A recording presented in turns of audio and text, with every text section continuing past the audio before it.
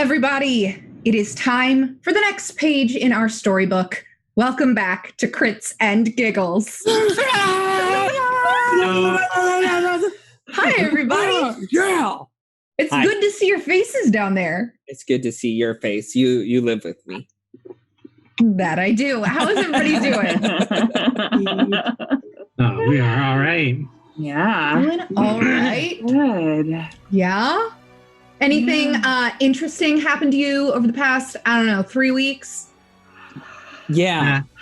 Found out that I'm slightly colorblind and I put the wrong deodorant on and it burnt skin off my armpits. Oh my God. Unfortunate. Where I thought that was going.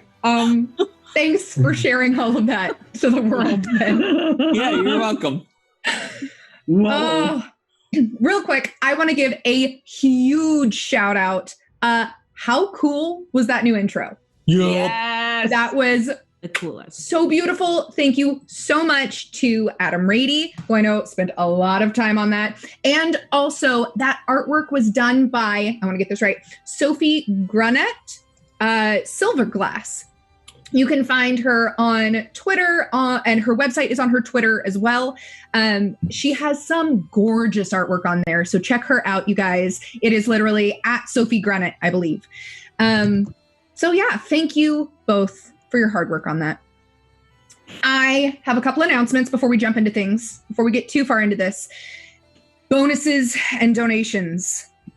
I know, we love them. Jim did such a great job creating those, but it's time I put my own stamp on them for Crits and Giggles. So we are keeping the edge, which gives a player a +1 bonus to a future D20 roll. We're keeping the sync. It allows a player to assign a -1 penalty to a D20 roll. We are keeping mercies. It allows a player to negate one condition that is not permanent, or they can heal at 1 hit point per level. Per mercy. Then we're also keeping wild magic, because of course you can't get rid of wild magic. It's too much fun. But here's the change. There is no more overcharge and there is no more deck. We are using a deck, but it's not like a normal deck of cards. We are going to use an Uno deck. Now, I'm going to explain this because I know the players would like a refresher for this too. When you donate and somebody gets an Uno card, at the top of the next round of combat for them, they will get to draw the card. I will shuffle and I'll hold it up, which card, I'll draw it and show them. A draw 2, you get an extra action. Ooh. A skip, you lose your turn. Ouch. Reverse, if a player gets this card, I get the extra turn. They lose their turn, I get it. If I get this card, I lose my turn. I'll roll a dice and see which character gets another action in that turn of initiative. Wild. We will roll some percentiles, and you will get a chance for 1 round of Vanish, Protection from Evil, Mage Armor, or Heroism. Now, and I know people are going to ask, the Mage Armor will be stackable. Wild 4, same thing, but it lasts for 4 rounds. So some pretty cool things happening in there. We're going to test it out. I hold all rights to change things as I see fit. You might notice that the extra action is now in the Uno deck. So what does a BBBB do? The Bitbox Battle Boss. What does that do now? Well, when you assign somebody a BBBB, they get an auto succeed at a check with a DC. It does not mean an auto hit. It does not mean an auto critical. What it means is a skill check with a DC. If there are multiple levels, they will auto succeed at the lowest level. So if they use it in combat, what's that creature? You'll get the name of the creature, but no other information. If you roll higher than that, you obviously get more information, right? But if you're like walking across a slippery bridge and you need some help, you can use an auto succeed. So I hope that all made sense and everybody kind of gets that. I know more information will be in chat and around the screen during the show. What else? Oh, right. So this will not be in our game tonight, but starting next week, there will be something called the Miyuki meter. This will be an in-game or an in-session goal. It could be a certain number of bits, a certain number of follows, certain number of subs, donations, different each week. If that goal is met in that session, the party gets something cool. It could be an item. It could be a bit of information that they might need. It might be Miyuki gets another memory. But we won't know until that goal is met. Now, that goal will reset every week. So it doesn't just build up. You got to do it every week. And if you don't reach the end of the goal, you don't get that cool thing. So, sorry. But hopefully we'll get that up and running for next week. Have I talked enough? I know I'm going to do more talking right now, but would you guys like to say anything? Yeah, as you were doing all that, I was making like, And then I realized nobody can see me, so I'm just doing that for myself. Sometimes you do just need to do it for yourself. Give yourself a little joy. Yeah. Anybody? Should we jump right in? Yeah, I'm so ready. All right. Then let's take a dive, huh? Yeah. Tell us about Baba Yaga, begged Marussia. Yes, said Vanya, please, grandfather, and about the little hut on chicken legs. Baba Yaga is a witch, said old Peter. A terrible old woman she is, but sometimes kind enough. It was she who told the prince how to win one of the daughters of the Tsar, Vasilisa the Very Wise. But then Baba Yaga is usually bad, as in the case of Vasilisa the Very Beautiful, who was only saved from her iron teeth by the cleverness of her magic doll. Tell us the story of the magic doll, begged Marussia. I will someday, said old Peter. And has Baba Yaga really got iron teeth? Asked Vanya. Iron, like the poker and tongs, said old Peter. What for? Said Marussia. To eat up little children, said old Peter, when she can get them. She usually only eats bad ones because the good ones get away. She is bony all over and her eyes flash, and she drives about in a mortar, beating it with a pestle, and sweeping up her tracks with a besom so that you can't tell which way she has gone. And her hut, said Vanya. He had often heard about it before, but he wanted to hear about it again. She lives in a little hut which stands on hen's legs. Sometimes it faces the forest, sometimes it faces the path, and sometimes it walks solemnly about. But in some of the stories, she lives in another kind of hut with a railing of tall sticks and a skull on each stick. And all night long, fire glows in the skulls and fades as the dawn rises. Now tell us one of the Baba Yaga stories, said Marussia. Please, said Vanya. I will tell you how one child got away from her, and then, if ever she catches you, you will know exactly what to do. Last season, in Book 1, a mixed-matched group of adventurers were sent to find a noblewoman who had gone missing in the woods.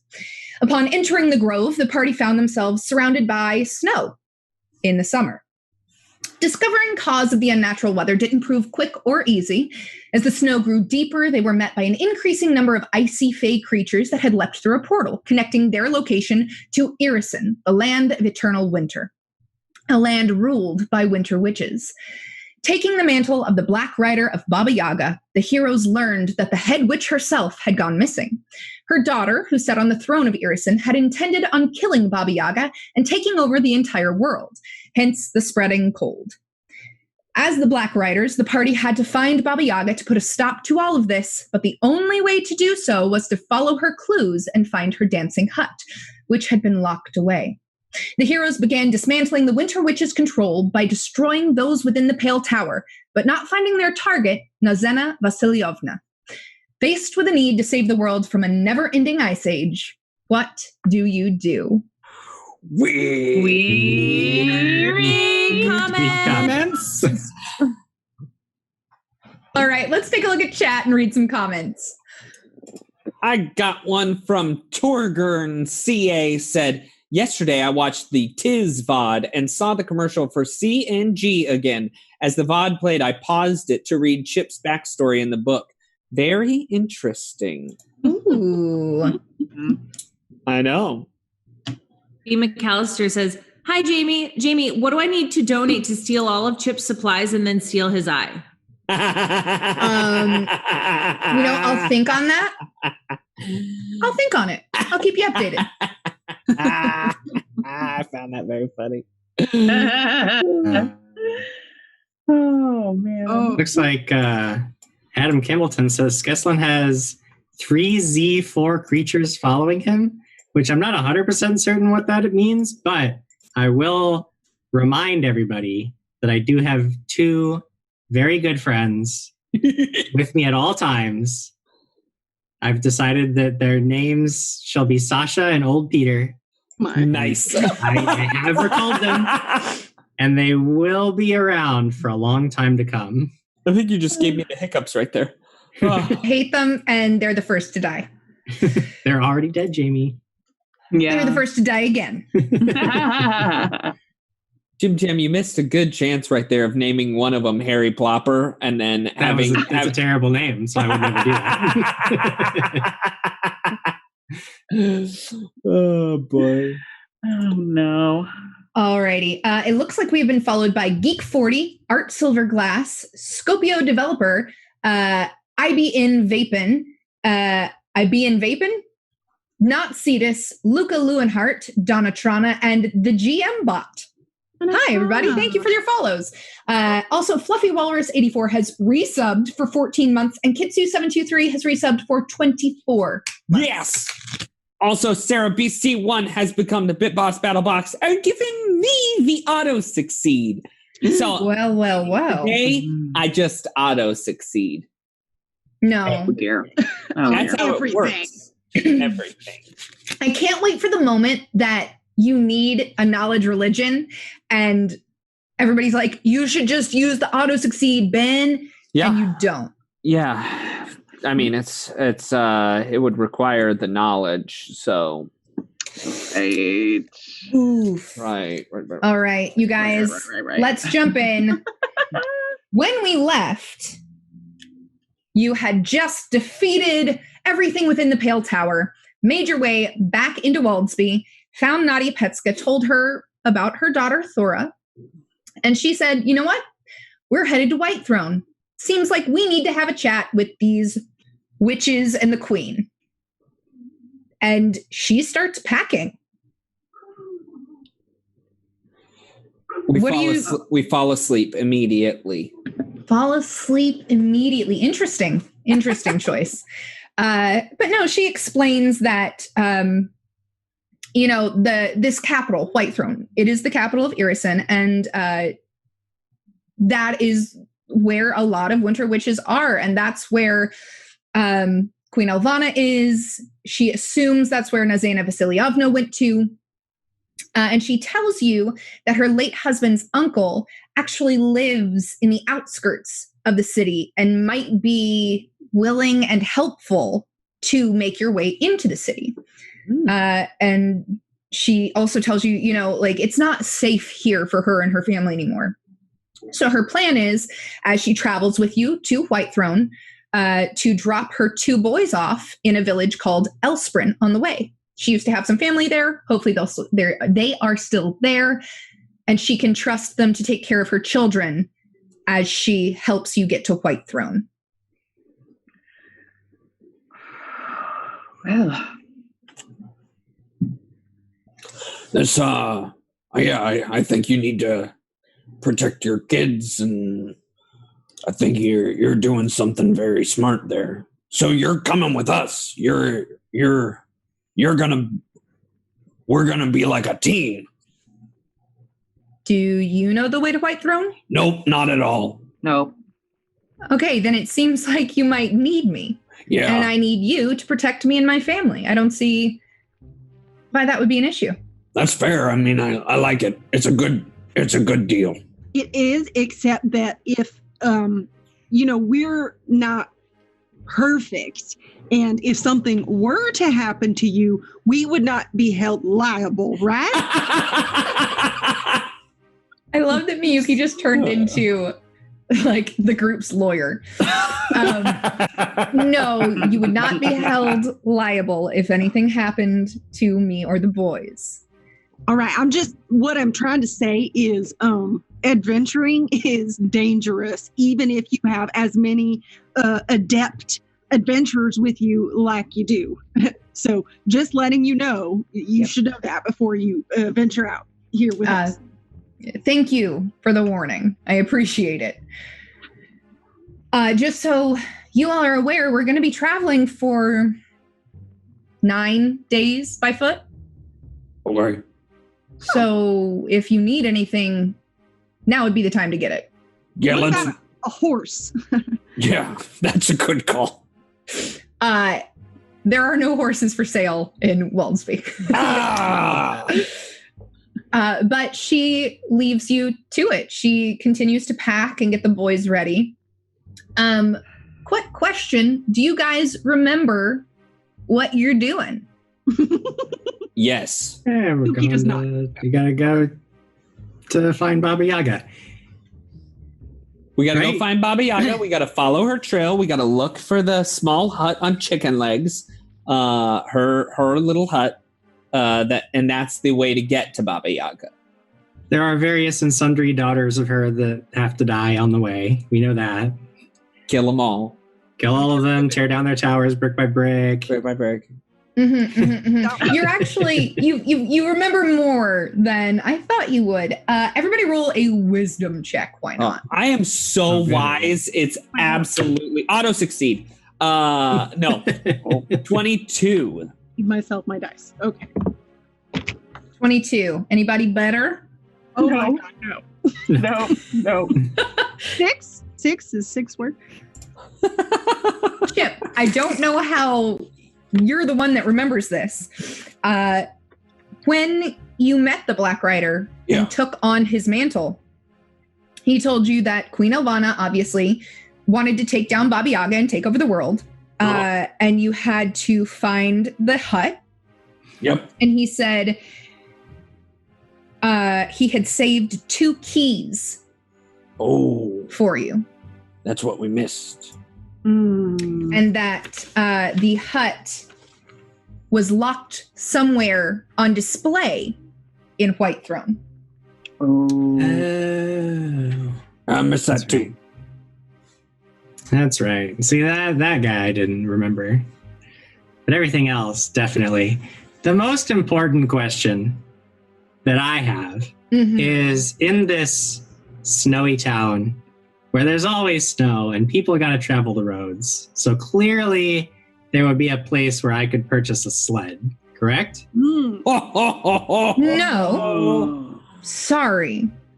Most sleds in town are owned and used to travel goods in and out. And you know that is important because they are used as taxes for the Winter Witches. Jamie, we just got some incredible, gifts, and not just from the Pale Tower, but also because Sarah BC1 dropped $135. Edge for the table, Uno for Skeslin, and Wild Magic for Astrid. Whoa! Okie dokie. That's amazing. Wow. All right. We will deal with those when they come up, but don't think I've forgotten about them. I will remember them. But you guys can go shopping. We had talked about that offline, that you will have the chance to go shopping before you leave town. Is there anything interesting that you want to get? Well, first, do you want us to dig through and explain like the cool loot that we just got from the Pale Yeah, that'd be Tower? great. Why don't you do that for me? I got a Ring of Regeneration, which is really cool. It was like the most expensive thing in there, and I had to beg and plead to take it. But they, Yeah, I'm the rest, surprised everybody the let you rest- keep it. The rest of the party was very gracious and allowed me to keep it. It grants me fast healing 1. I'm immune to bleed damage, and if any of my appendages get cut off while I'm wearing the ring, they just grow back. Wow. So it's pretty cool. And I took nothing else because that thing was worth a lot. Anybody else get something cool from the loot? Or anything you'd like to buy that's cool and interesting? I'm looking for some scrolls. I got myself this cool, like, forever icicle, which I'm very excited about. Yeah, you did take that off of Radosec's body, huh? Very, very cool. Tell us about that robe there, Skeslin. What about that? It's a very useful robe. It has lots of useful items on it that I'm certain I cannot wait until I find the optimal use for each item and cause it to become a central focus for each episode in some ridiculous way. Yep.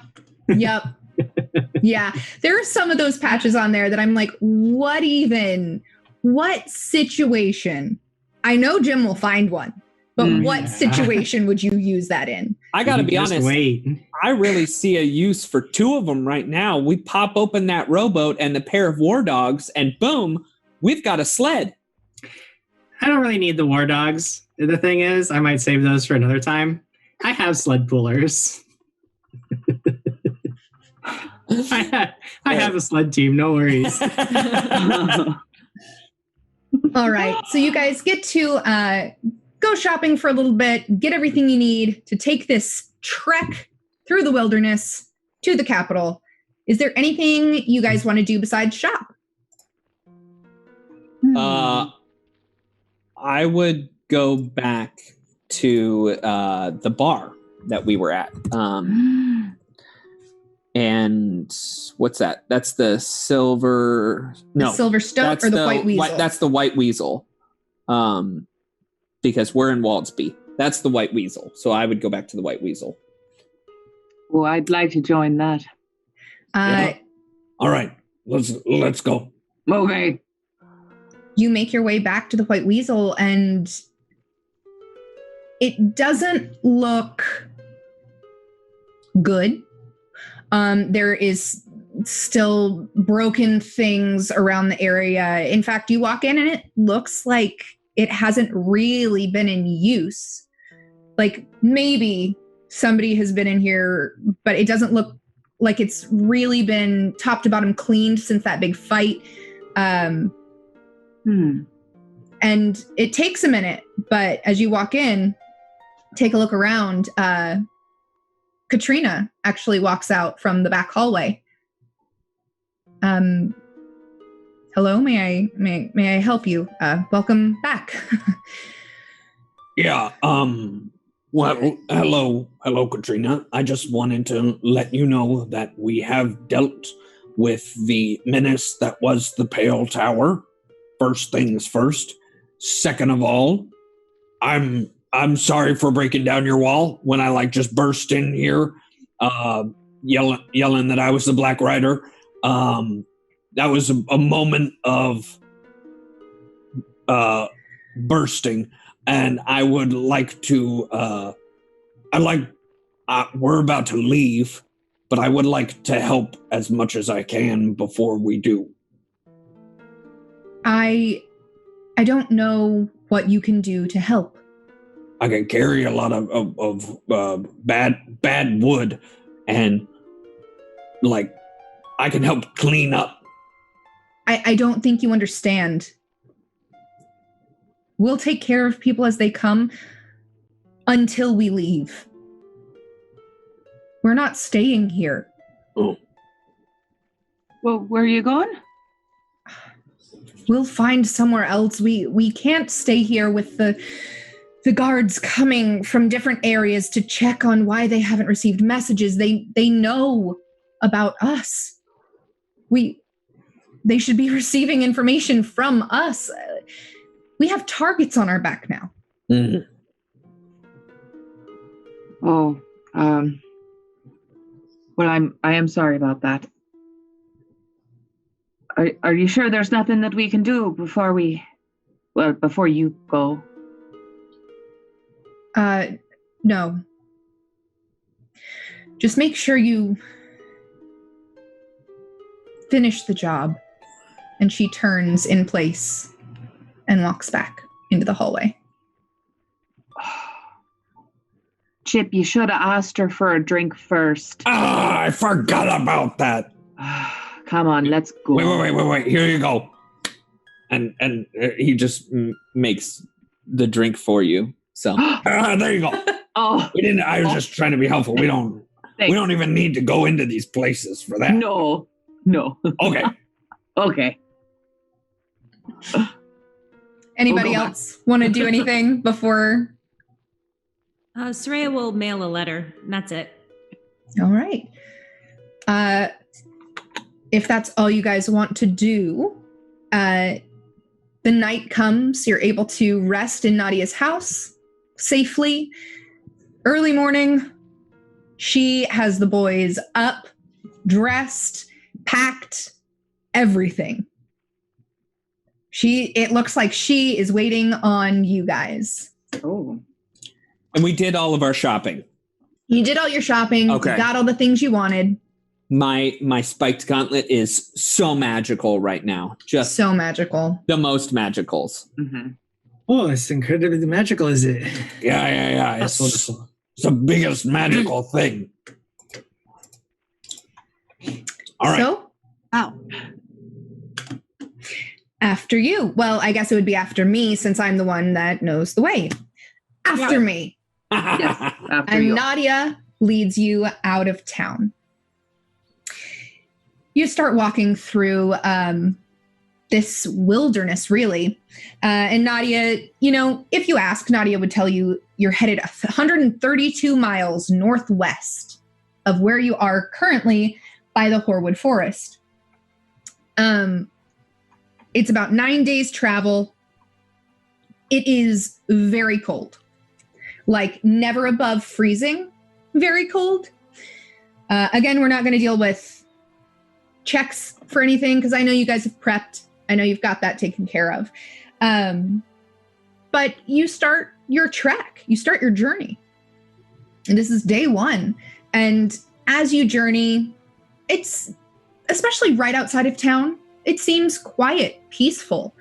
As you take little breaks to get water, rest, potty breaks, you notice that Nadia plays a game every break of hide and seek with the boys, Muoli and Orm, if you don't remember.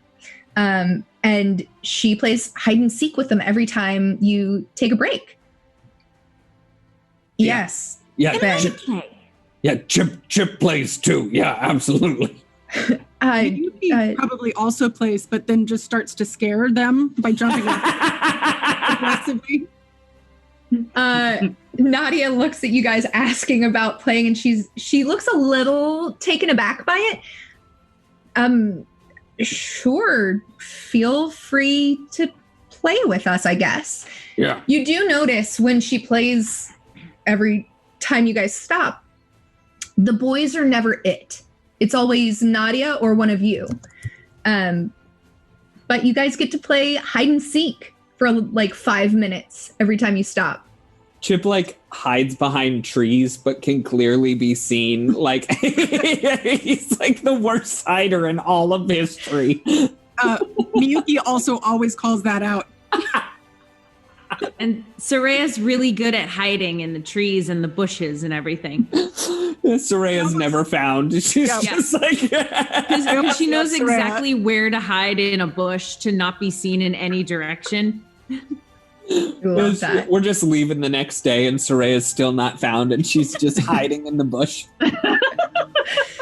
As these breaks are happening and the 3 of them are playing along, Astrid and Skeslin, what are you guys doing?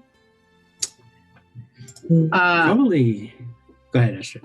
Oh, no, I was going to say, I just really wanting to join in, but realizing that she's just covered in battle axes and it probably wouldn't be a good idea.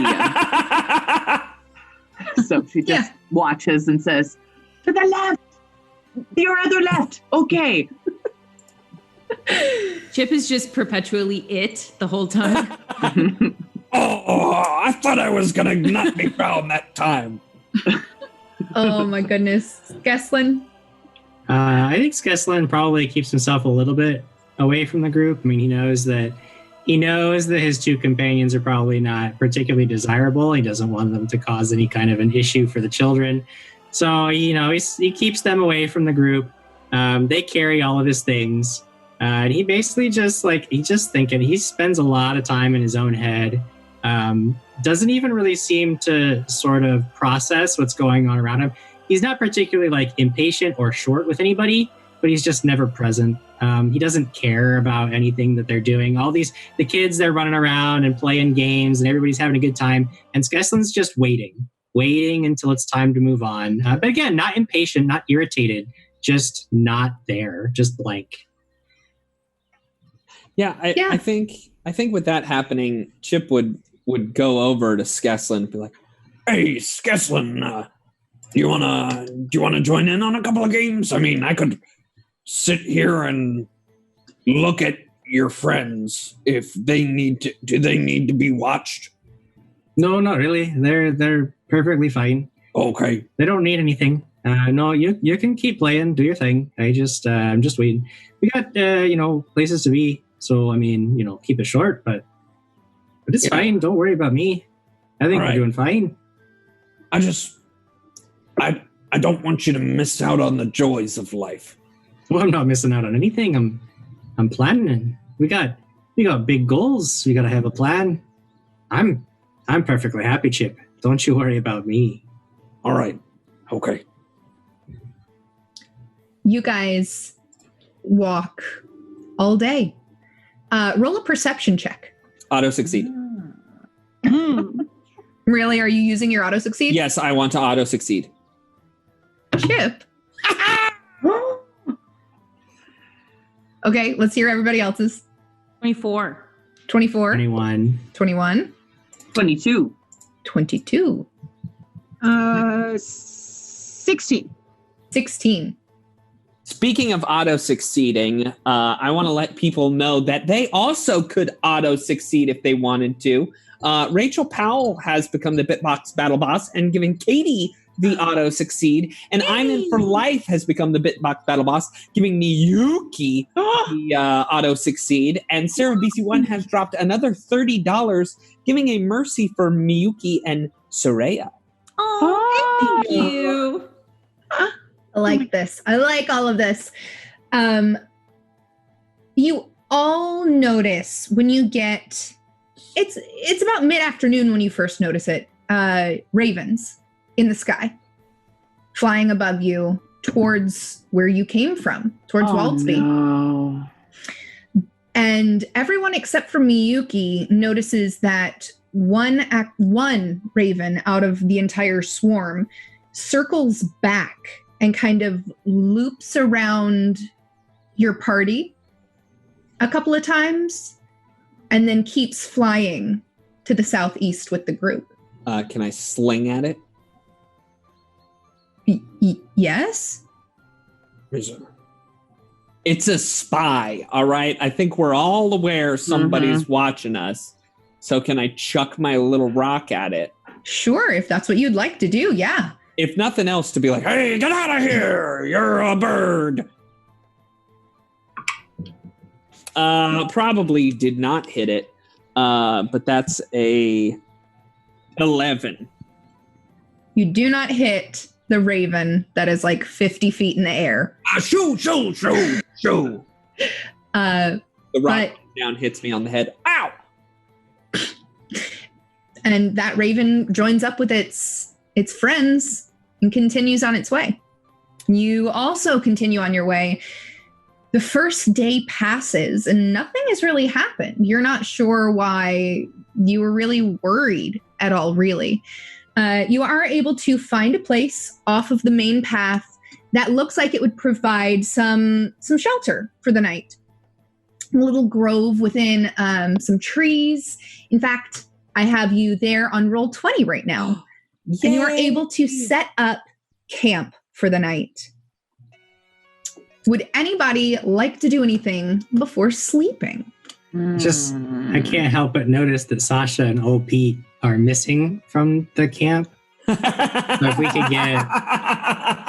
could get them on the board, I'd feel a lot better. How did you companions? How did you come up with the name Old Pete? I don't know, man. It's just he felt like an old Pete. Yeah, I get it. He's an OP old Pete. So I can't Jamie. believe I am better. adding icons on here for you, Jim. You gave us scrolls of animate dead. I didn't give you those. That is the writers at Paizo. Hey, we're all pretty certain that we're being spied upon, right? By birds in the air. Oh yeah, that's what they do.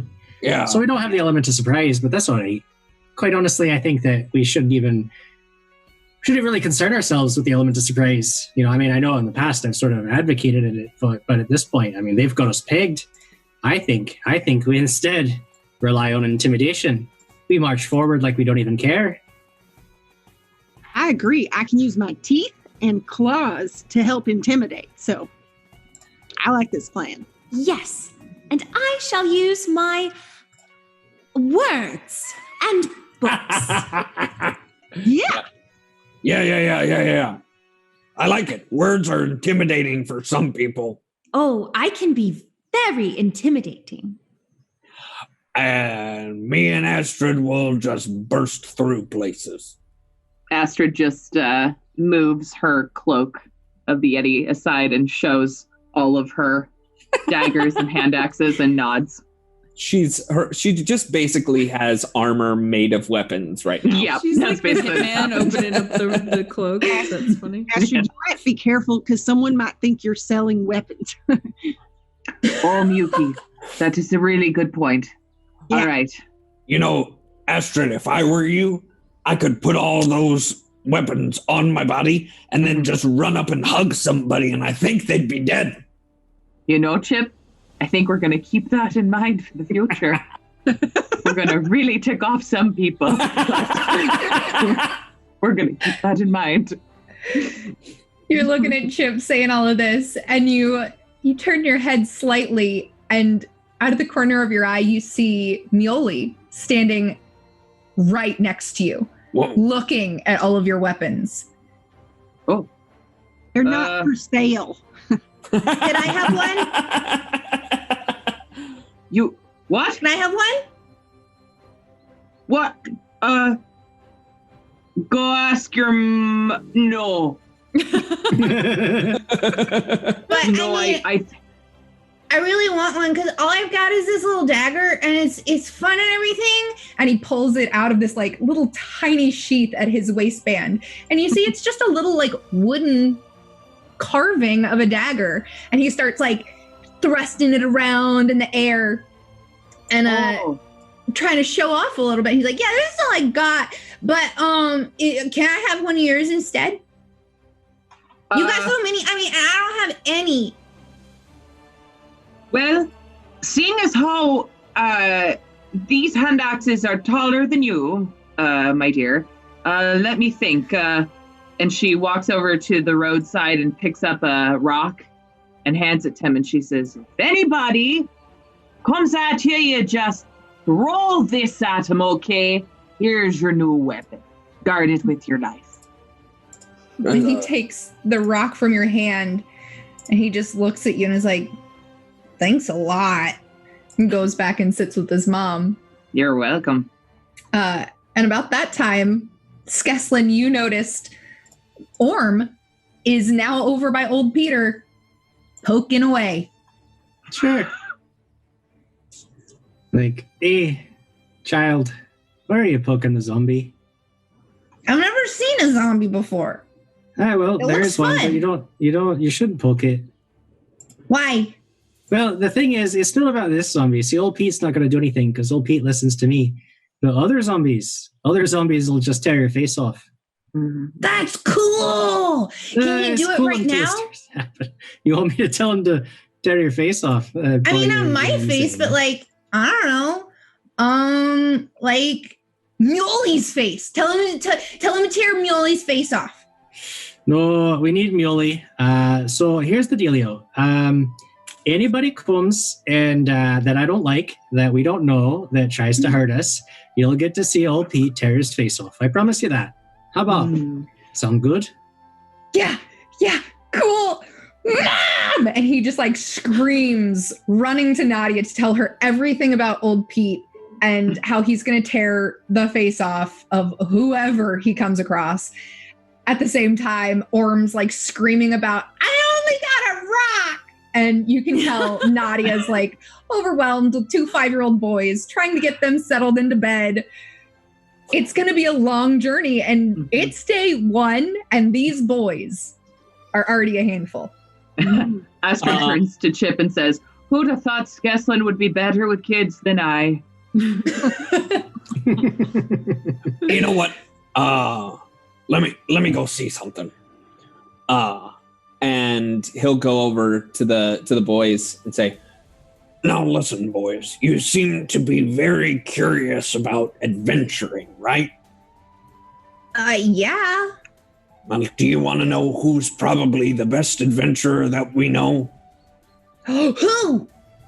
Your good old mom right here.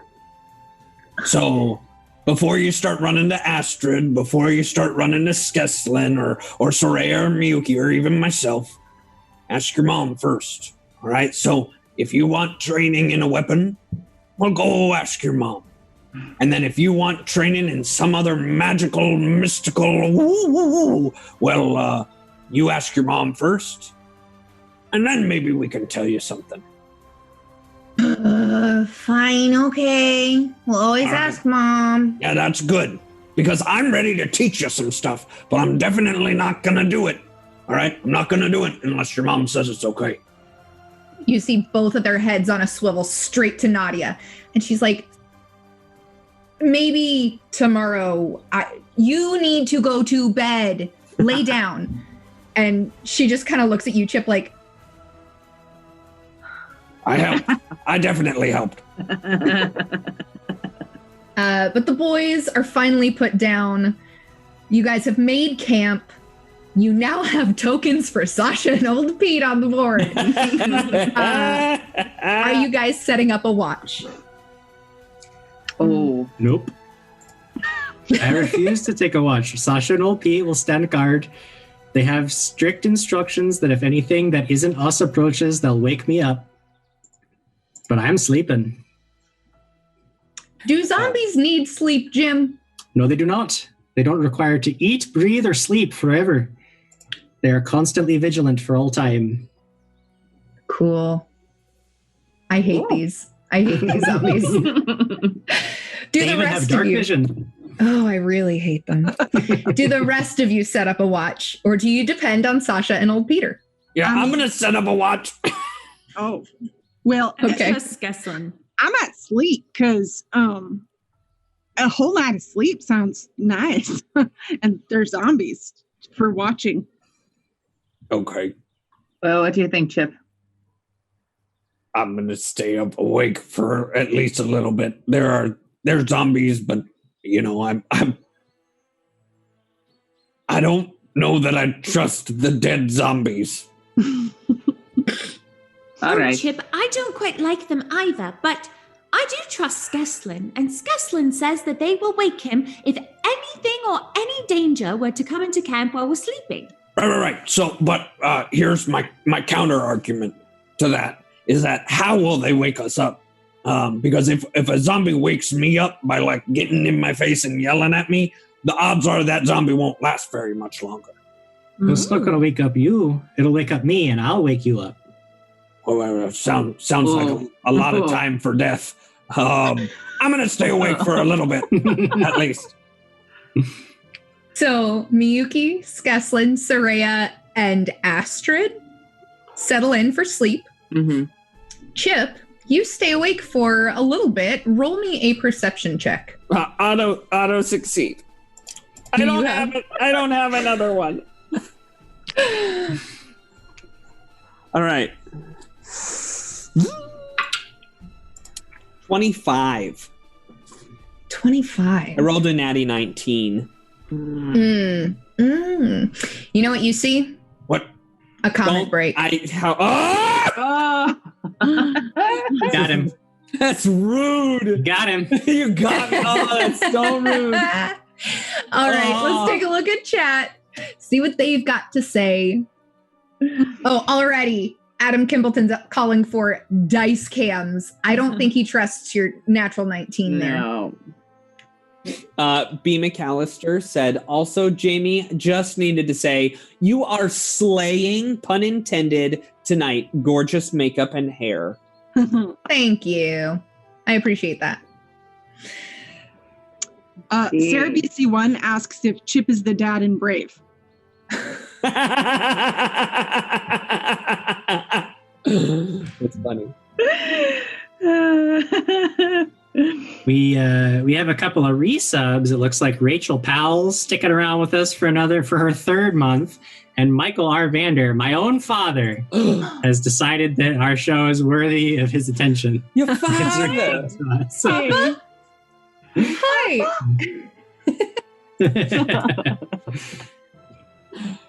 Right. Dr. Dreadmore's coming at me saying, sorry, Chip, but those headphones make your head look like a thermos I used to have. I think it's Sarah BC1 that thinks those headphones look like macarons on either side of your head. I can see that. Adam Kimbleton says old Pete is going to be the lone survivor by the time this campaign ends. That is not a lot of faith. You know what? That might be true. That might be true. It might be. Yeah. All right. Wow. Let's jump back in. You rolled a 25, Chip? Yeah. 25, eh? There's some noise coming from the brush, like from further back than you can really see in the camp, but that's not unusual. I mean, you're out in the wilderness. There's going to be things, but it doesn't sound like anything is encroaching on the camp. It doesn't sound like anything is coming into the camp. Sure, Jamie. Sure it doesn't. You notice something, but it's definitely not a thing. Sure, it's not. Totally normal.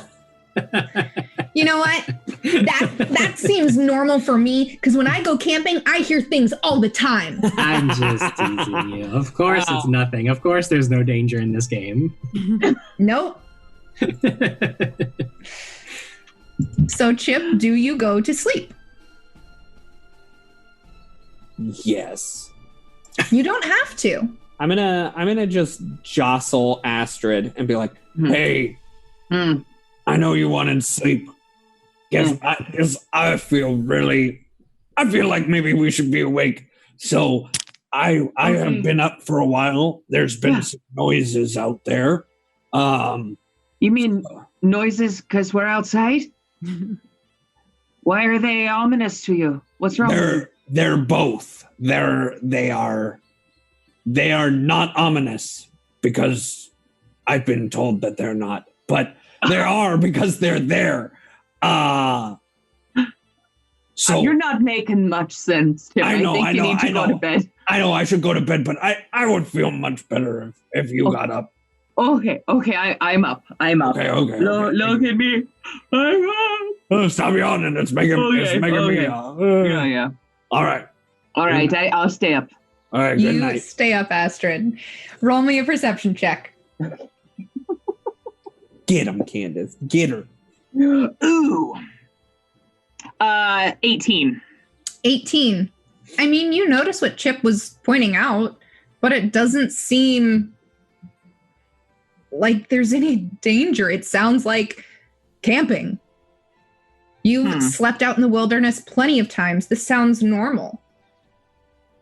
Well, you look up and there's old Pete and Sasha just looking right back at you. Oh, that's not unnerving at all. Well, how far away is this rustling? Like 30 feet back into the woods. That's not that far.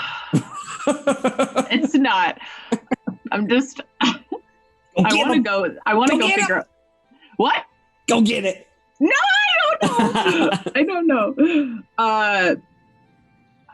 You know what? Astrid will walk over to Skeslin and say, "Hey, Skeslin, Listen, I'm sorry to wake you, but you think you could send your zombies over there? There's a rustling. Are you serious right now? I'm sorry. Are you seriously waking me up? Oh, I specifically said I was going to sleep through the whole I'll night. let you sleep. And at this point, like, I'm literally like picking myself up off the ground. Like, I was going to sleep through the whole night because we have watchers and... Ugh. All right, Sasha, you know what? Sasha, OP, and I will approach this. I'll be like, over here, is this where your rustling is? Is this it? I'm gonna kill Chip when he wakes up. Yes, that's where the rustling is. Just out of curiosity, on the map, where am I? Can you ping which direction I'd be headed on the map? I will ping on the map. It is out this way. To what on the map here is northwest. Northwest. All right. I don't see the ping, but that doesn't mean anything. Oh, no, it's okay. It's actually not necessarily your fault. I was just so basically walking in this kind of a formation. Mm-hmm. I'll just start approaching there until we figure out what the heck is over there that's causing Astrid so much distress. Sure. Astrid, you're obviously staying up in camp, yes? Till he gets back? Oh, for sure. Yeah. In fact, I'm going to follow him just a little behind. Okay. And I'm going to take out my my battle axe. Cool. All four of you need to roll a perception, please. Mine is a 16. Mm-hmm. Mine is a 15. Sasha and Pete were both under 10. They don't really have much of awareness. But what was yours, Candace? 15. 15.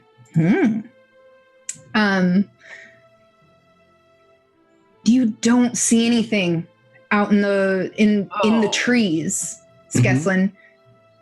It seems like this would be normal noise when you're sleeping outside. Mm-hmm. You walk around for a little bit. Nothing seems out of place. There's no tracks on the ground. Nothing seems like you're in danger. Mm-hmm. Astrid, you stand there with your battle axe at the ready, watching for Skeslin to come out of those woods. And you're waiting, and here comes Skeslin walking out of the woods. Okay, well, that was it. There's nothing there. We're fine. Okay, I'm sorry. Yeah, okay. Now I feel like a dunce. Okay, we're going back to bed. The worst. Oh, sorry. Let's go back to bed. And I'll go to sleep, but I'll sort of when I'm fairly certain that Astrid has settled in and isn't watching me, I'll specifically give Sasha and Pete orders to watch northwest. That's the direction they're pointing. You just turn their shoulders and put them just basically point them in that direction and be like, hey, keep an eye. One of their shoulders falls off. But I'm gonna snuggle up with my battle axe like it's my security blanket. So you all go to sleep. It's not the sharp edge. And your zombies are on watch. The morning comes. You wake up, start doing your stuff. Oh, Jamie. Katie, however, I do need... what kind of save is it? Let me check. Oh, good. Oh, here it is. It is, I believe... Sorry, give me 2 seconds. It is a will save. Oh, boy. Auto succeeded. I mean, I have a +6 to a will save. And you've got edges. Well, if I can auto succeed that, but I thought it was only on skills. Only on skills. That's right. Oh, I don't need it, I don't think. Well, hopefully not. That's going to be 19. You wake up, Saraya, and you feel okay. But you know when you're a little sick and you're really tired because of it. You can tell your body's like fighting against it, but you're like not stuffy anymore, and like you don't have a cough anymore. You're just a little tired from it. And that's kind of how you wake up. You feel like something happened to you, but you're fine. And you turn to, go through your bag, find some bird seed to eat. And she doesn't eat bird seed. Just has lots you of just birds. have 15 You just assumed bags. that Soraya was eating bird seed. I don't know. I mean, Saddlebags of them. but you go into your bag to, pull out rations and start to eat and set up. And you find there are things missing from your bag. What's missing? Your dagger is missing. You are missing your potions of cure light wounds. You jerk. You're missing a couple of other potions.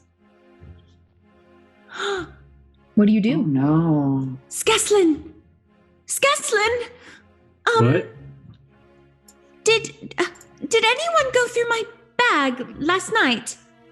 I mean, I slept through the whole night pretty much, so I can't really tell you. But I would assume no. Unless Chip, I mean, he's been eyeing things lately. He took that ring, that really precious ring, and he was all precious about it. I think he's been having a greedy streak lately, so you best keep an eye on him. Well, I don't usually care too much about material things, but these were to help us. We're missing potions that could help heal us when we're in danger. Chip. Yeah. Oh, what? Hey! Oh, what? Oh! Chip, did you go through my bag last night? No, not at all. Astrid, Miyuki? No. No. Why? What's going on? No. I think there's been a theft. Uh-oh. Check your bags. I'm missing things. Jamie, what all has been taken from my stuff? Yeah. Let me just mark on our communal inventory sheet things that are missing for you guys. Oh, no. All of them? Oh, no. Jamie, you're so mean. I'm so glad I didn't take very many things. Oh my goodness. So I should have added my stuff on there. So I'm missing my potions of cure light wounds and my potion of enlarged person. Okay. Oh, no. No, Your spyglass? Your spyglass is gone. Oh, no. I'm gonna go over to what's the woman's name? Nadia. Excuse me, Nadia. We all seem to be missing some items. You should check your bags to make sure you're not missing anything either. Are you kidding me? Yeah, I'll check. Hold on, just 1 second. And she digs through her bag and the boys' bag, and they're missing things as well. Soraya rushes back to her bag because she just remembered she wants to make sure that her notebook is still in there. And is her notebook still in there? Her notebook is still there. And she kind of like grabs it and hugs it. Yeah. What about the zombies? I mean, I don't really know zombies. They're not into like things, right? And the zombies are just standing in the tattered remains of their own clothes and have no other objects about their person. I'm like, hey, Sosha, did you steal from us? Huh? Is this how you're going to treat me after I raised you back from the dead? Oh, no, it wasn't her. Yeah, the zombie just like turns to Skeslin and shrugs. That's all she can do. Jamie, I would like to take a look at the area around the camp to see, maybe with a knowledge nature, to check and see if I see any sort of footsteps or overturned bushes or anything that could lead me to believe that something walked in here last night. Sure. Roll me either perception or survival. Auto succeed. Yeah! That's what I'll roll. You find some footprints. in the snow around the camp. They're hard to make out because it did snow a little overnight. It's constantly snowing here. But they become a little clearer out in under the trees where there's less snowfall. And they look like clawed small footprints. It's bipedal, whatever it is. And you're searching for these tracks and you hear laughing. Oh, no. I'm going to quickly gather up all of my things. And Jamie, would I know what these creatures are? Roll me a knowledge nature. Jamie, while this is happening, Chip's going through like the bag of holding, and he's like, Okay, so we let me just figure out what we're missing here. So we got the potion of endure elements, the scroll of this, so we're missing the scroll of delay poison. We've got the scroll of remove disease, and hey, Astrid. Huh? Are you diseased? Oh, you bring up a good point. Yes. You're diseased. You got a disease. As much as I want to see this play out and have you waste this scroll, she is not diseased. She is cursed. Oh, you're cursed. Oh, I would like for you to remember how kind and generous I am. You're welcome. Don't tell me you're diseased when you're cursed, Astrid. That's right. An entirely different thing. The curse makes me say crazy things. Oh boy. All right. Okay, sorry. Jamie, that's a 21. 21. You know these footprints. You have read about these little creatures. They are tricksters. These are the footprints of Jink and gremlins. In fact, you get a little more information than that. You know, I'll read you a description. Grimacing like a maniac, these lean little bat-eared horrors display a mouthful of needle-like teeth and glowing orange eyes. You know, they have an ability called Tinker, and they can curse people or objects.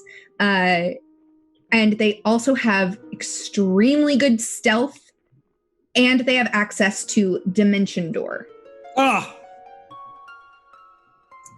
But they like to go around and steal things. It's their fun. So Soraya's going to look up at where she heard the giggling come from. She's going to go, "Hey, I know you took our things last night, and I know you probably don't want to give them back, but I'm willing to make a trade. I have a lot of gold." You just hear giggling. I'm going to say it in Sylvan. Sure. Just more giggling. Are you trying to perceive where the giggling is coming from, or are you just saying it out to the world, hoping that something pops out? I was kind of hoping something would pop out, but I would assume that if I heard giggling, I'd be wanting to place it, so. Yeah, roll me that perception check. Another one? Just kidding. That's gonna be 22. You catch sight of one of these little creatures ahead of you. And I'm going to show you real quick on roll 20 what these things look like, because they're really cool. Oh, if you want to take a look at that. Oh my gosh. I gotta go hug that guy.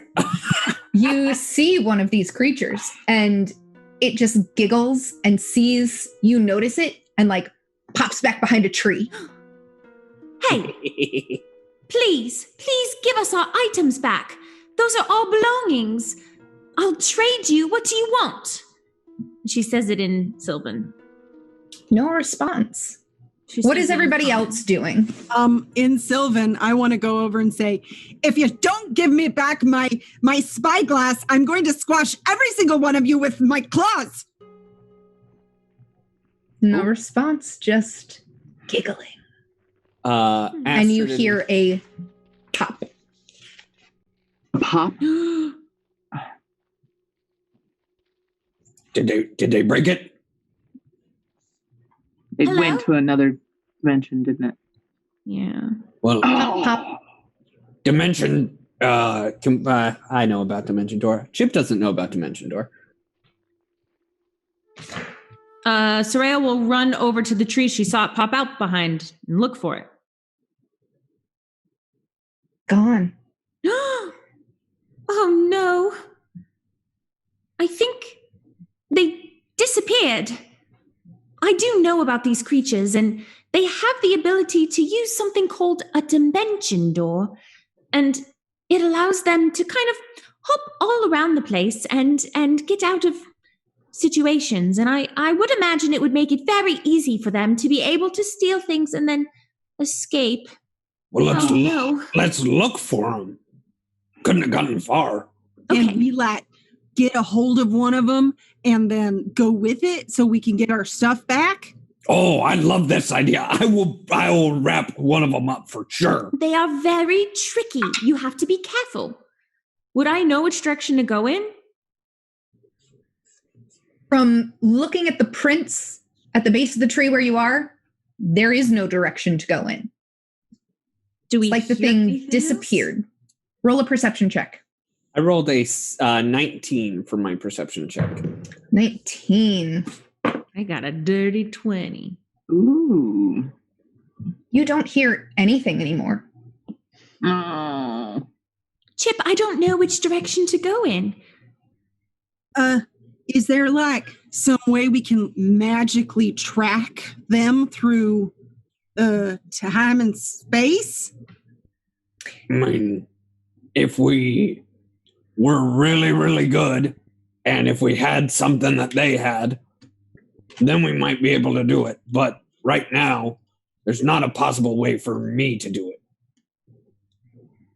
What do you mean by something they had? Like we need to have, if they touched a coin, have it, or. Well, didn't they touch all of our stuff? Yeah, but what I'm saying is I can't do it anyway. So. Oh, well, you should have led with that. So do you guys take the time to try to follow these creatures, or do you get back on the road? We take the time. Yeah. I mean, we're talking about a spyglass. Yeah. Yeah, we got to take the time. I mean, the question is, at this point, how dedicated are y'all to finding these things? It's a spyglass, Gesslin! A spyglass! So many Take from you, cure Stetson. light wounds. So we're that dedicated, are we? It's a spyglass! Okay, hold on, Chip. And actually, I'll reach down to my robe, and there's this patch that's sort of sewn into the shape of two beefy mastiffs. And I'll just rip the patch off and throw it on the ground. And two war dogs appear in the snow. You're like, all right, let's track down these little bastards. And knowing that there's tracks of these things, I'd like to get the dogs over to sniff out the tracks and start let's start, even if we have to just take hours circling, but we're going to get they have the scent ability. And I'm just going to start. We're going to track them down if this is what you'll want to spend your day doing. Let's get it done. Soraya watches him do this, and she's like, Whoa! For someone who likes to spend a lot of time alone, he sure does have a lot of friends. Yeah. He does. Mm-hmm. And as Skeslin basically creates these war dogs out of nothing, Nadia looks at the five of you and she's like, hello? Where are you going? Would you like to cue me in? We gotta look for our things. Yes. There's a Gremlins. spyglass missing. Okay, right. But we need to get to the capital. We're It's gonna a spyglass, Nadia! It's a spyglass! You know what? Sure. We'll stay here. You guys go have fun. And Sounds she like turns a back plan. to the boys and starts to take care of them, make them breakfast. Oh, I didn't know breakfast was the other option. Are you going to stay and have breakfast, or are you going to search for your stuff? I have breakfast for you right here. She pulls out a handful of birdseed. It's okay. I'll eat when I get back. Oh, okay. You must not be that hungry then. Yeah. We have like some 25 days worth of rations still. I'm pretty sure we could eat on the way. Yeah. But these hounds walk over to the tracks. They sniff and start going. They're tracking through the forest, and you see them come to a stop, maybe 100 feet away. Well, I'm following right behind with Sasha and old Pete. Yep. They take a moment and they continue going. And I mean, if you're keeping up with them, they keep running after this scent. And it takes a while. There's a spyglass missing. We've got to. A spyglass, Jamie. But they finally come to a point up near a rocky edge of like a hill in the forest, and it seems like they might have one of these creatures pinned. You walk up and you see one of these up against this rock wall, like hunched over, grasping at things. And Skeslin, you see a spyglass. What do you do?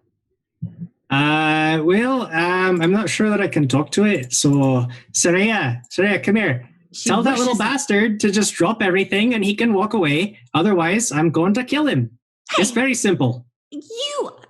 Maybe we should try. Nice. If they can dimension door out of there, maybe we should keep him where he is to begin with. It's not very nice of you to steal other people's belongings. Now give it back so my friends won't hurt you. I'm going to run up and grab him. Let's roll initiative. Oh my goodness, y'all. Alrighty. You see this little gremlin looking around nervously now, but still giggling. But it might not be in a good place. 17 for me. 18 for me. 14 for me. 17 for Skeslin, 18 for Saraya, 14 for Miyuki. Mm-hmm. 11. 8. All right. She's diseased. Oof. She's cursed. Oof. Saraya, you get the drop. What would you like to do? I would like to cast. I'm looking for it. I have too many papers. I would like to cast Flare. Flare. Yes, I would like to attempt to make the creature dazzled for 1 minute. That's going to be a fortitude save from this little guy. Fortitude save. That is a 17.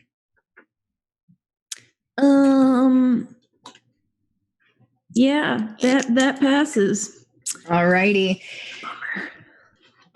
We move on to Skeslin. Well, I'm going to have to draw a card, I think. You do get to draw a card, Skeslin.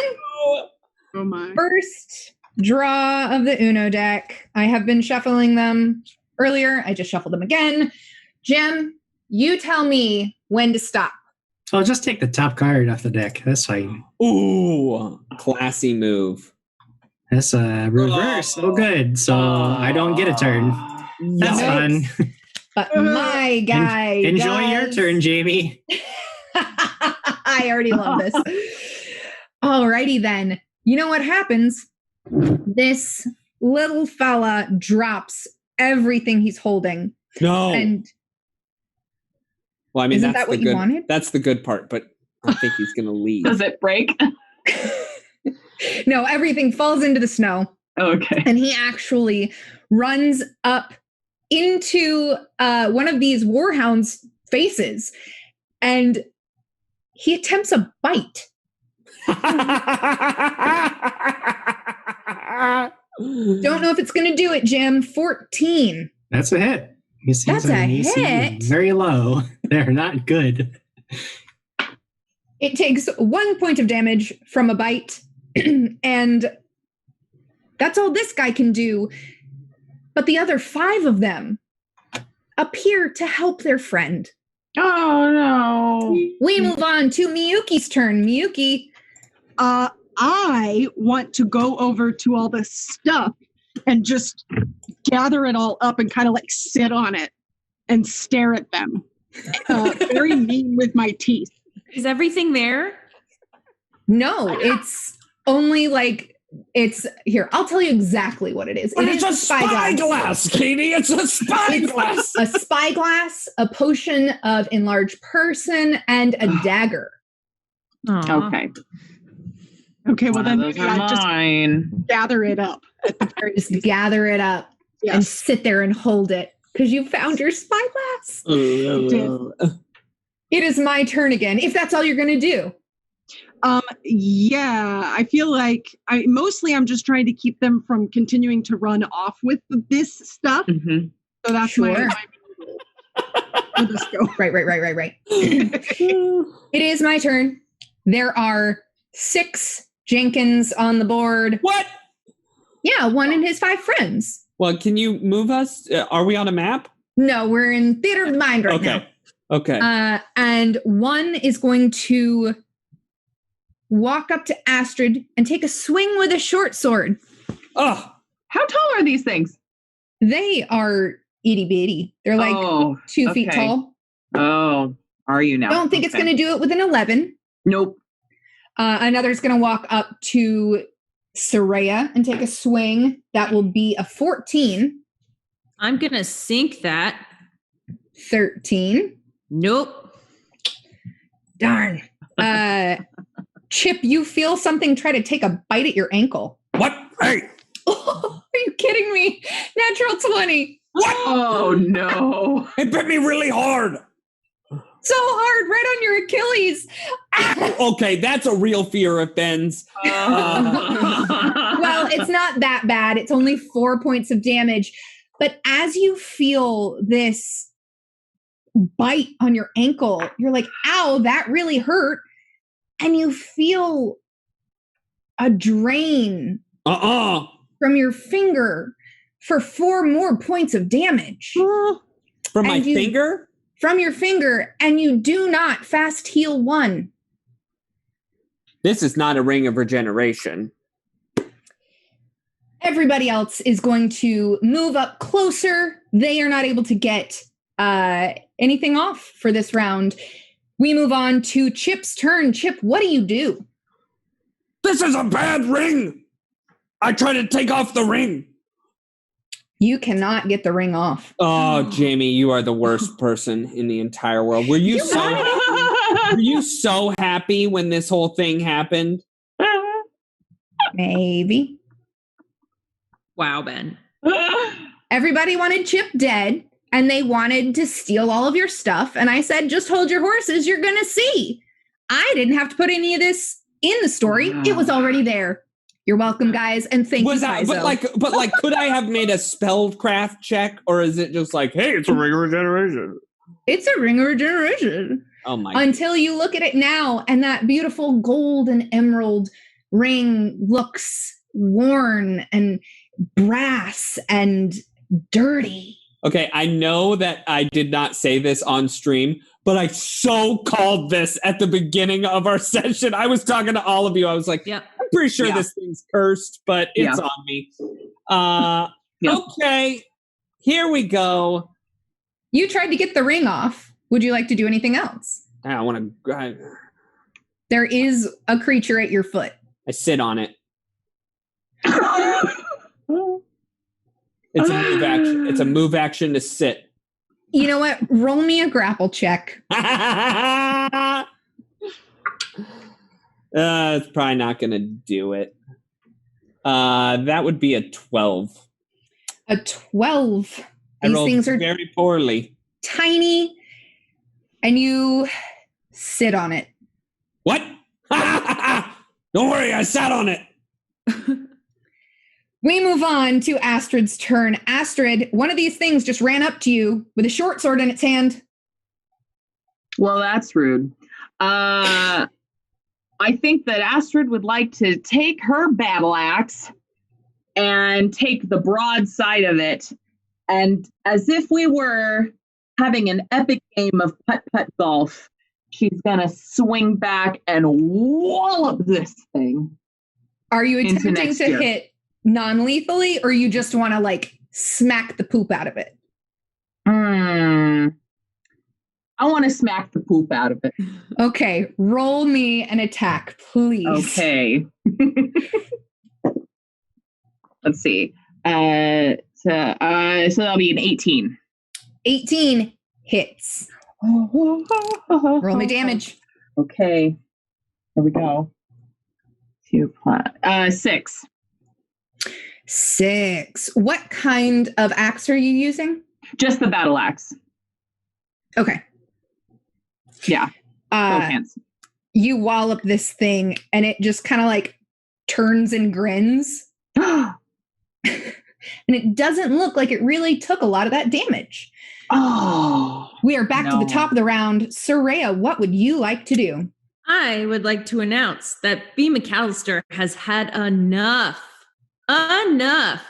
Jamie, get him. Negative wild magic for Ben, please. Take away his grapple and an eye. Say it with me. Suck it, Ben Birch. Hashtag justice for Mog. Awesome. Thank you for what you do. You're welcome. Here's the thing. Ben does positive and negative wild magic. I make it a little more random. So, speaking of wild magic, Astrid, we need to roll my wild magic for you. Oh, yes. And then we will roll some wild magic for Chip as well. Don't worry, wild magic is always bad. I have never once been like, wild magic's a good thing. All right. Candace, roll me some percentiles. Pretty please. Okay.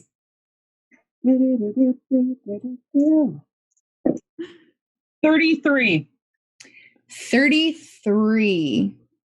That can't be good. All right. Profuse amounts of oils begin to leak from your skin, coating the ground and leaving a trail wherever you walk. Every square of movement through this oil requires a DC 16 acrobatics check and counts as difficult terrain. You can move at regular speed with an acrobatics check, but otherwise you need to move at half speed, Astrid. Oh, okay. Soraya. Chad is saying that it's Mog's like ooze, his oil. All right, Katie, what you doing? I want to look around at all of the guys and see if any of them are holding some of our items. None of the others are holding anything in their hands but weapons right now. Okay. I'm going to cast Produce Flame on the closest one to me. All right. That's going to be a no save for you. I forgot this last time, but I need a spell resistance check, please. You got it. D20 plus your caster level. Ooh, that's going to be a 16. 16, you pass. Let's see what this Produce Flame does. Not much. Don't fret. And I get a save? No save. No save. I only rolled a 2. So that's going to be 5 points of damage. But did you roll the attack roll? Sorry, did I miss that? Oh, no, sorry. Well, that's an 18 plus 5. So that hits. So 2 points of damage. 5 points of damage. 5 points of damage. Sorry, yep. And you see this flame hit this creature in front of you, and it seems to do quite a bit to him. Would you like to do anything else? I don't. No, I mean, I just want to be keeping my eye open to see if any of our stuff appears in any of their arms or bags, or if they get hit and fall down and something spills out or something. Sure. Skeslin, you finally find it within yourself to act. What would you like to do? Oh, that was horrible. Oh, I'm so mad. Now we've dealt with winter-touched creatures a number of times. Mm-hmm. Do these have the appearance of winter-touched creatures? They do. They do. Son of a bitch. Okay. Fine. I'll do it the hard way. How many of them would you say I could? What's the highest number of them I could catch in a 10 by 10 grid? 10 by 10. There are two that are fairly close to each other that haven't acted yet. They had to double move basically last round to get into range of you guys. So there are two together. By the way, Jim, you're controlling 5 characters at this point. Don't forget. Oh, I'm well aware, but I'm still very angry. So the 2 dogs, I'm just gonna yell at them to bite the one that bit them. Yeah. But I want them to move. They're flanking it on the other side, and I want them to tear it apart between them. So each of them are going back. The first one, that's a leaner. The first one only hits an armor class of 7, so that's definitely a no-go. But the second dog is going to hit an armor class of 17. That does not hit. Does not hit. Okay, so the dogs are worthless. Makes me very sad. Same thing with the 2 zombies. I want them to gang up on one of these dumb little creatures. All right. Let me find zombie stats. A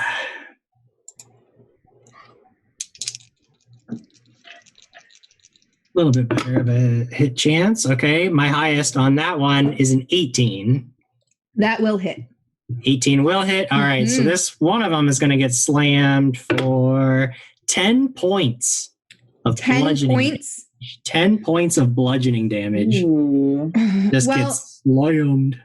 Jim, if you don't mind, I will speak for you because obviously the weakest character that you would want to help is Chip, right? So we should send one of the zombies to the one with Chip, or are you trying to attack one of the 2 that you're targeting otherwise? They were both ganging up on one zombie so as to get themselves a little flanking bonus. Okie dokie. Cuckoo. I'm not necessarily concerned with Chip. I'm just whatever's near me. Chip's, not Chip's gremlin. Yeah, I feel great. All right. Chip's fine. I'm not worried about Chip. You're just the weakest link. It's fine. So you've used that your doesn't make zombies. Any sense. Zombies and dogs have all gone. And now it's Skeslin's turn, and Skeslin's pissed, and he sees that they're these weird, frosty little bastards that keep showing up, ruining most of what he does. So he's just going to look at one that none of his creatures are attacking, and I'm going to spit at it. Are you aiming for the 2 that are near each other? No, this is just one creature. I can only target one creature, and I'll just target just one that's not being targeted by my creature. Gotcha.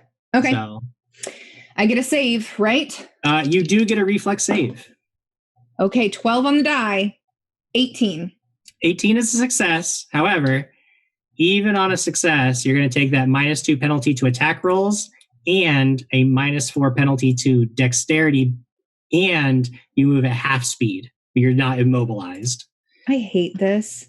It is my very favorite spell.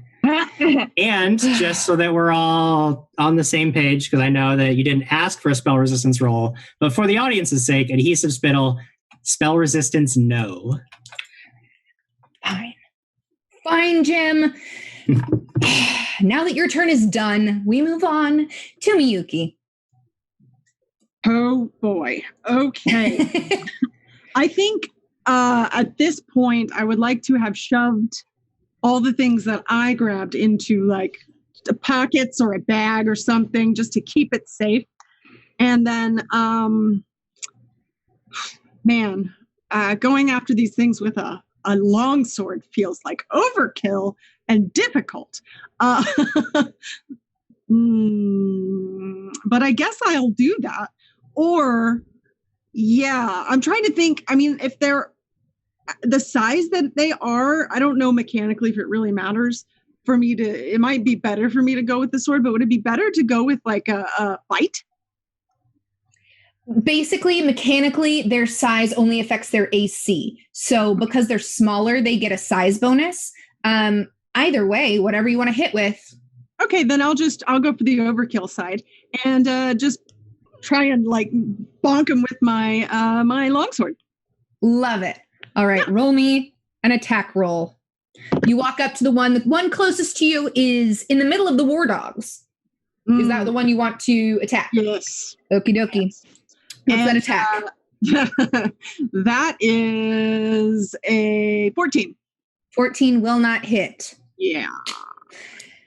All right. I'm just trying to hit them. Yeah. We move on to my Jenkins turn, and they're all, one's going to take a swing at Astrid. Mm-hmm. That is a 15. Nope. Soraya, one comes in to bite you with a 15. Katie, does a 15 hit? Sorry, my mic was muted. Yes, it does. Okie dokie. You take 1 point from the bite. Chip, you're gonna get another bite from this little guy. He's Ooh. grappled, so he takes a -2. Don't forget about that. Well, 17. Yeah, that's a hit. He just bites you right on the rump. You He bit me on my rump. take 2 points of damage. Does that pain in my finger continue? It does. Thank you for reminding me. What a good player you are. You take 3 more points of damage. 3 more, huh? Uh-huh. One of them lashes out at the war dogs but misses. And the one that's moving half speed, actually, both of the others will walk over to Skeslin because, nope, I take that back. The one moving at half speed will move to Skeslin, and the other one will move to a zombie. Ooh. Skeslin, a swing at you, 21. Now, just out of curiosity, if all of my creatures were near me, protecting me, would anything approaching me maybe pass through a threatened square? Yeah. And I've got 4 protective creatures. Yeah. Yeah. Let's get At least 2 of them. Yeah, well, let's say a zombie and a war dog. A zombie and a war dog. So let's resolve the war dog's attack first. This probably isn't going to hit. Yeah, it's only a 14, so I know that's going to miss. The war dog misses. The zombie takes a swing. Ooh, pretty good. 22. That will hit. All right, smacking that dude for 8 points. 8 Damage, points. yeah. Wowza.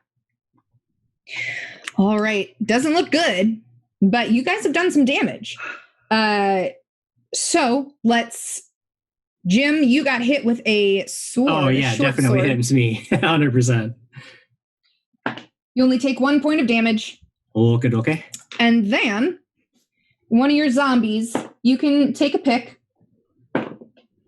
Oh, but that's a natural 1 with a sword. Ooh, yeah. And this little gremlin takes a big old swing at one of the zombies and loses grip of his sword. And it goes flying. Good. Yeah. Chip, I need you to roll me percentiles. 71. 71. You feel power thrumming through your veins, just not in that finger, but it comes at a price. Every time you roll any die, you may add a d10 to the result. However, each time you do, you take 1d10 force damage rolled separately. Pretty sure this is the one that killed Quigley.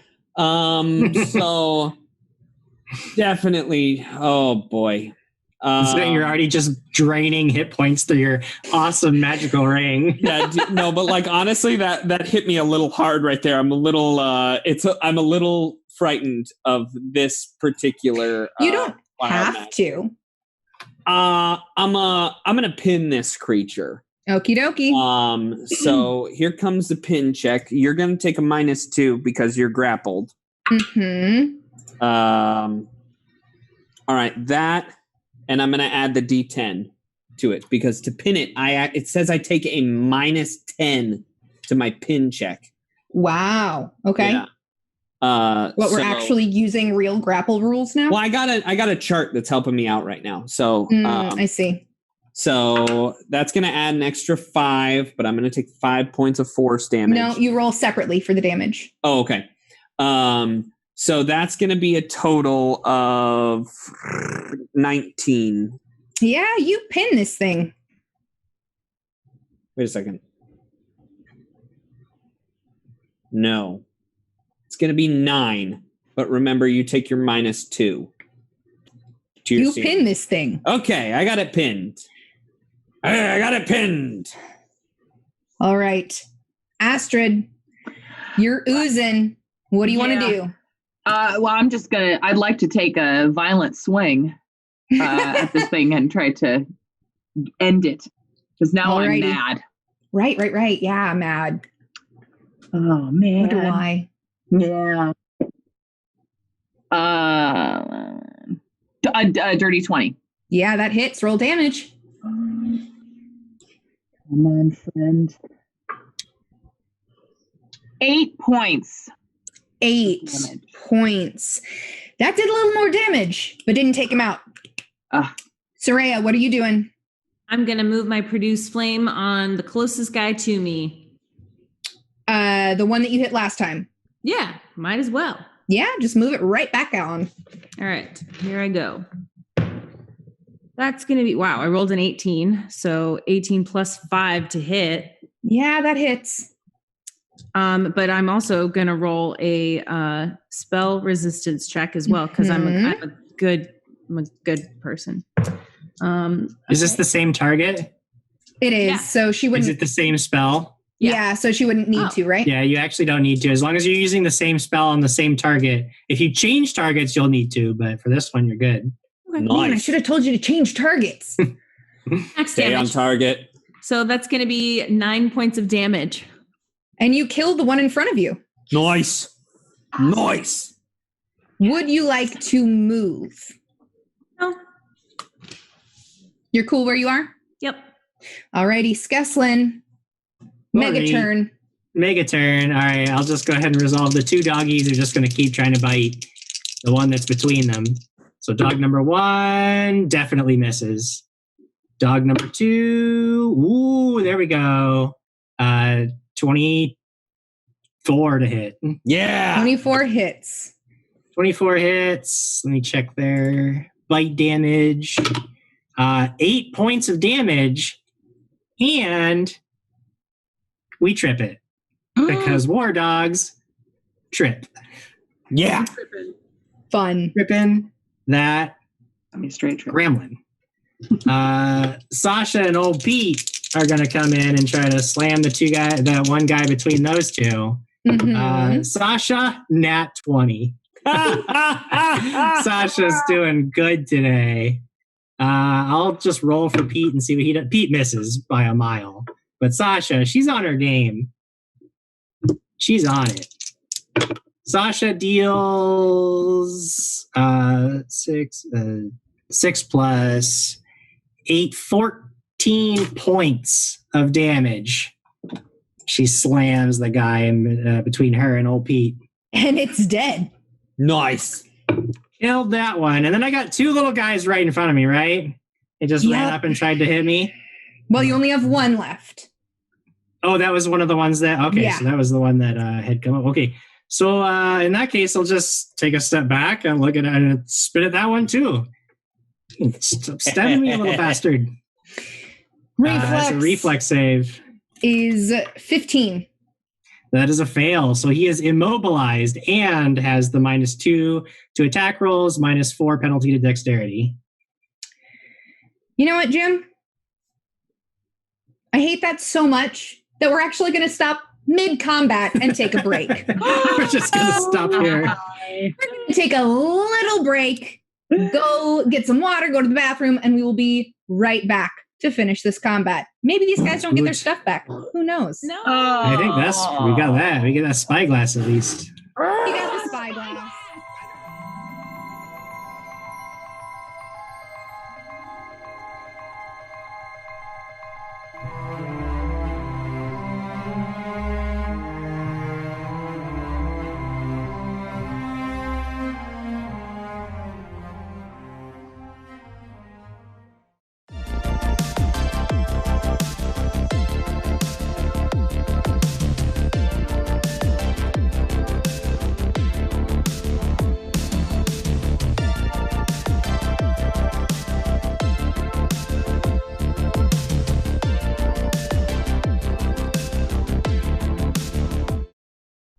Hey, Dad Fam, it's Evil No, I'm trying to do a video.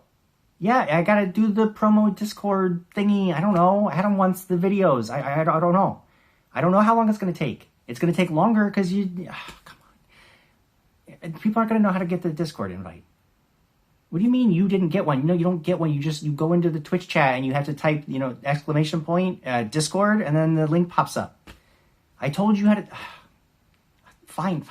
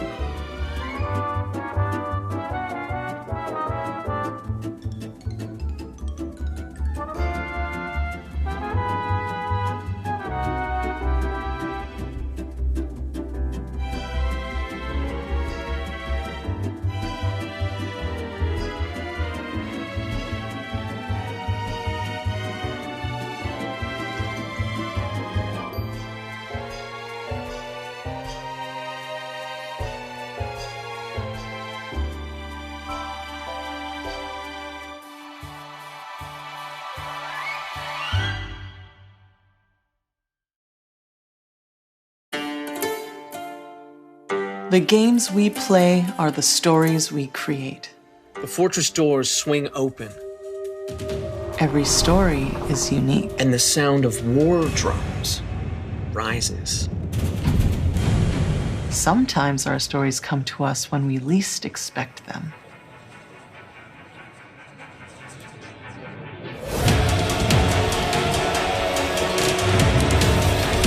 We need to be ready no matter where inspiration strikes. And sometimes our stories are told over great distances. No matter where your journey leads you or how your story is told. The games we play are the stories we create. Sirenscape can help make yours epic. Sirenscape is searchable, fast, and customizable from any device with no need to pre-install any sound. Adding epic atmosphere to your game has never been easier. There are legends of a mighty forge where the greatest tabletop weapons are smithed by expert crafters from the finest of materials. Only the strongest of adventurers may wield such relics. Weapons and armor forged from the strongest metals. Mystic foci for the forces of fate, carved from the finest stones. And unique treasures that cannot be found anywhere else in the realm. But beware, the forces of evil may find dark and powerful relics of their own in the online armory.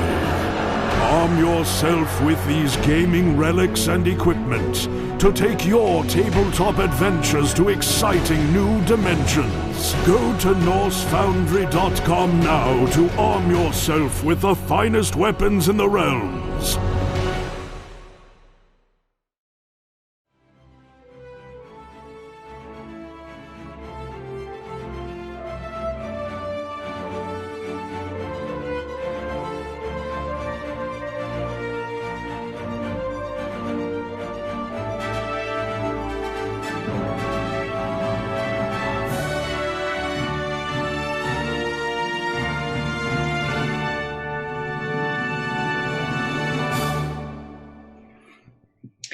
Hey everybody, welcome back to Crits and Giggles. Gonna be real honest, I was feeling great after that break.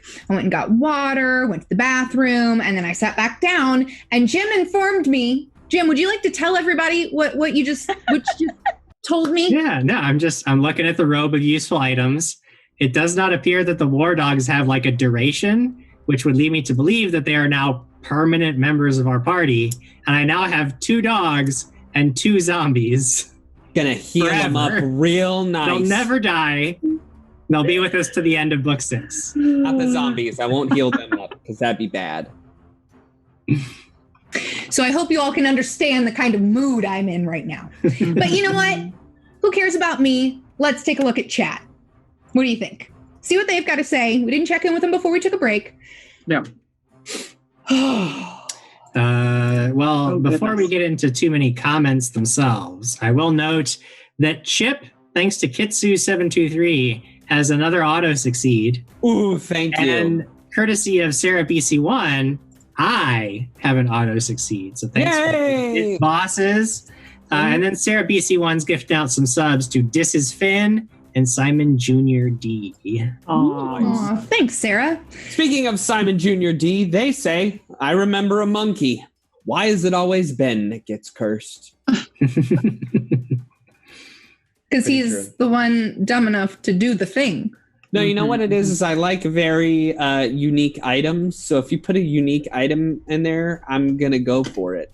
So it's probably going to kill you. Like that is not a I know. Like nice cursed item. That is I know. Like you're very soon going to perish. Jamie, here's a real question. What's that? 4 damage that I took from the wild magic. Mm-hmm. Is that affected by my ring? No. Okay. This is odd. I like this comment. This is from I'm In for Life. Skeslin is going to just be a sorcerer with an army roaming the countryside. It does kind of, we're headed that direction. Mm-hmm. Yeah. Yes. I'm okay with it. You know, he's going to kill off the rest of the party and replace each of you with a dog or a zombie. Of Animate Dead, so. Animate all of us.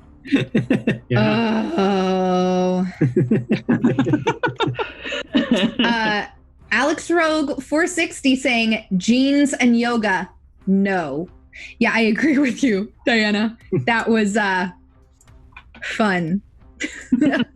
B. McAllister said, truthfully, I enjoy seeing Chip come up with ways to get out of trouble. It's hard not to like his character. And then says, but don't tell Ben.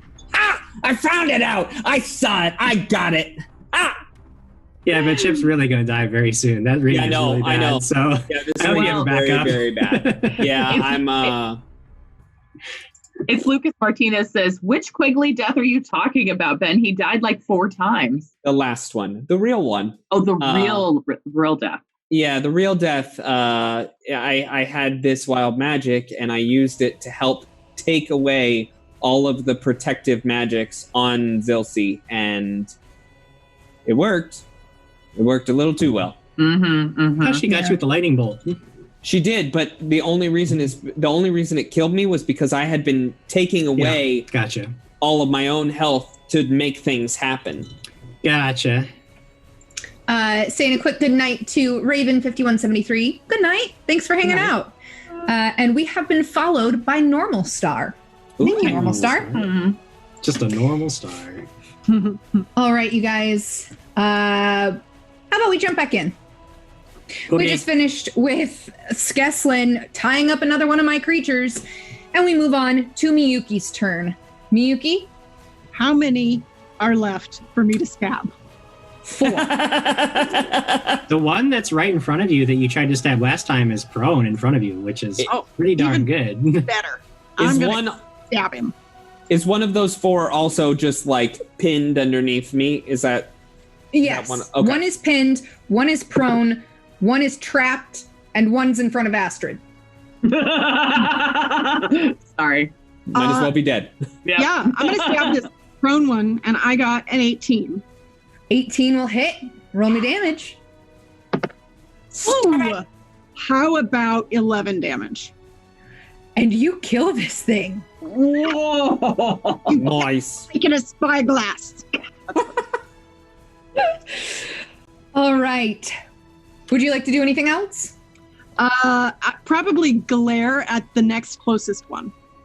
Absolutely. And say, I'm coming for you next. It's the one that's pinned by the adhesive spittle, so it feels very intimidated. Yeah. All right. It's my turn. My favorite turn. Astrid, you got a swing coming at you. Oh, dear. But with a 4 on the die, I am not going to hit. Okay. Chip. Yeah. I got to break out of this because you're just going to sit on me You and crush can me. attempt to. Okay, I'll use an escape artist.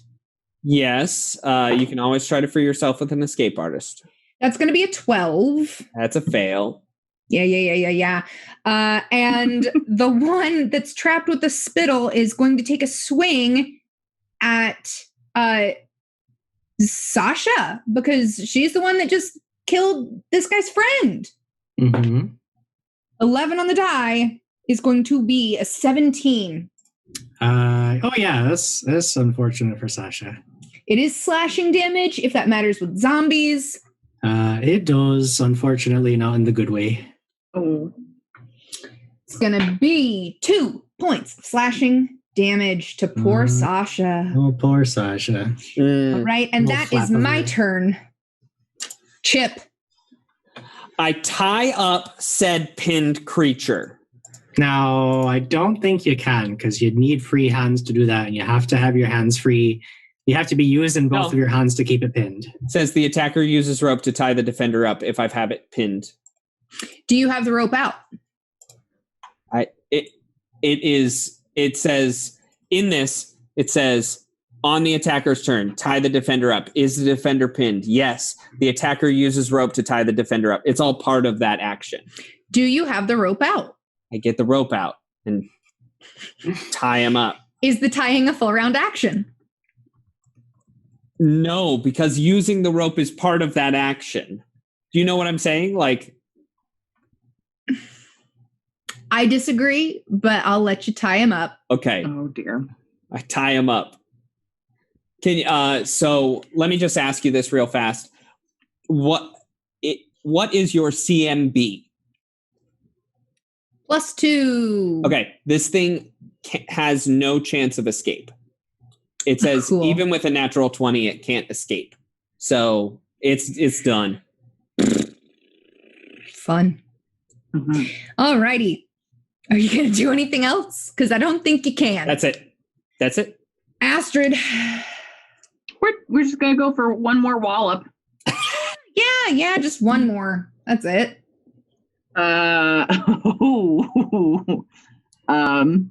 26.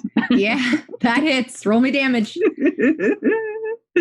Okay. Ooh, 11 points. And it dies. Oh, sorry, friend. Nice. We go back to the top of the round. Soraya, what would you like to do? Which one's alive still? There is one trapped with adhesive spittle over by the war dogs and the zombies and Skeslin, and then one tied up by Chip. Okay, I will go for the one. I'll use my produce flame and target the one that is by the zombies and the dogs and Skeslin. Cool. I do need a spell resistance check this time because it is a different target. Indeed. 18 on the die, plus 3, 21. You beat it. Let's have an attack roll. 13 plus 5. So that'd be 18. Wait. 18 again. Jeez. Roll me damage. Okay. That's a 1. So 4. Oh. And you kill it. Nice. Ah. There is one left, and it is tied up by Chip. Skeslin, would you like to do anything? Sure. I'm going to looking over at Chip, and he's got this thing tied up. I just like look him right in the eye, and I'm like, no, not this time, friend. No, And yes. No. Listen. I'm casting. No. Listen. Marching right up to him. No! And just grabbing this thing on the top of its head. But they have all of our stuff. We can go find it. That is a 21 to hit. Does this require spell resistance? It would require a spell resistance check. You're correct. I'll actually use my edge on this because I really want to get it. 17 spell resistance total. Yeah, you beat it and you hit it. Roll me some damage. Right. That is going to be, oh God, 22 points of electricity damage. And I rolled you 3 6s on 46. This thing starts to like spark as the electricity runs through it, and you see its skeleton flashing before your eyes, and it's fried and dead. Oh my gosh. Just my hands up. Like, well, all right. Then we got the spyglass back, and these things are all dead. So yeah, but it wasn't just the spyglass that was missing. Well, that was what you guys were all talking about. All I know, because that was hilarious. I know, but there were more things we could have used it to find it. My cure light wounds. Is there none of this other stuff around? Yeah, is there any other things, or do the dogs catch on to a scent, or? Yeah, if you instruct the dogs to keep searching for that scent, they keep tracking it. And sure enough, it doesn't take long. You find all of your things right where it had been dropped, near trees, out in the woods. Thank you. And you are able to track your way back to camp because you just trotted through the snow. It's not that hard to track. You make your way back, and Nadia's just there, like sitting on a rock, tapping her foot on the ground, waiting on you. Okay. Are you ready? No, I gotta. Just let's all gather together here. If anybody is injured, and I can heal up, because this ring of regeneration. It's not. It's more of a ring of suck. Oh. That does not sound good. Yeah, it sucks the life right out of me. So, well, why don't you just take it off then? Can't. I tried. Trying to keep a chipper spirit about it. It used to look very nice and gold, but now it looks a little bronze. Still looks pretty good. That's the one good part. But I can't take it off. Do you want us to cut off your finger then? Miyuki.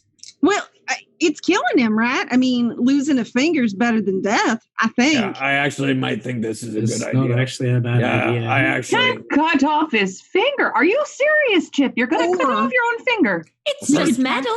Can't we just cut through it? Yeah, we could try to cut the ring too. I mean, I suppose. It's magical. Listen, I'm super oily. Just rub your hand all over my face. Actually, as you go to wipe your hand on her face, you notice there's tension, and you're just like aggravating her skin at this point, as there is no more oil. Lovely. First things first, I'll group together everyone, including the dogs, not the zombies. And if anybody needs healing. In first edition, as long as you're not actively attempting to destroy the undead, it doesn't matter where they are. Oh, nice. Oh, that's right. So 5. That's 10, so 15.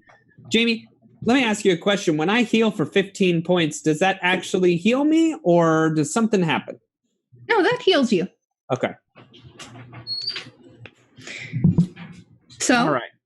What do you do now? You've got all your stuff back. You've healed up. We give Nadia her stuff. Thank you. I appreciate it. At some point, I'm like, oh, kids, I'm sorry. The zombies ripped. Just trust me. It was really awesome. The zombies ripped one of the little thing's faces off. Next time, I'll get you. Don't worry. Kid, I missed that. That must have been horrifying. Which one did it? I mean, I need details, man. Oh, no, it was Sasha. She was amazing. She's my favorite today. Sasha. I mean, like, was there, like, when it ripped, could you hear it? Was there blood? Okay, you didn't miss a whole lot. I mean, these things were real tiny, so don't worry too much about it. It wasn't a good one. Mom, can we please go the next time they leave camp? And Nadia's like, nope, we are going to stay together as a family. You are not going to go with them when they go traipsing about the woods. And she just kind of glares at the 5 of you. I'm gonna be like, oh yeah, you definitely have to listen to your mom and stay safe and stay in the camp. But I'm gonna like wink. Oh yeah, stay safe. Wink. Do whatever your mom tells you. Wink. Jamie, so the ring. Yeah, detect magic. What kind of aura is it now producing rather than the Let me see. And then I will use a spellcraft on it if I can. Sure. Yeah, I'm sure. Just 1 second. Let me take a look. But do you guys pack up camp and head out on your way? Yeah, I think so. Yeah. Alrighty. We'll talk about the ring on the way. This ring is giving off necromancy. Yeah, that sucks. And then I'll roll a spellcraft check and auto succeed. What is it? I hate it. It is a ring of life bleed. Yikes. You want to tell me about that? I can tell you it cannot be removed from your body. Well, I figured that out. Before being worn, this ring appears to be a ring of regeneration. Once it is worn in combat, however, the true nature of the ring becomes apparent. Each time the wearer is hit with a melee or ranged weapon attack, he takes an additional 1d4 points of damage. The ring cannot be removed until the wearer dies, or by way of remove, curse, wish, or miracle. What about cutting off my finger?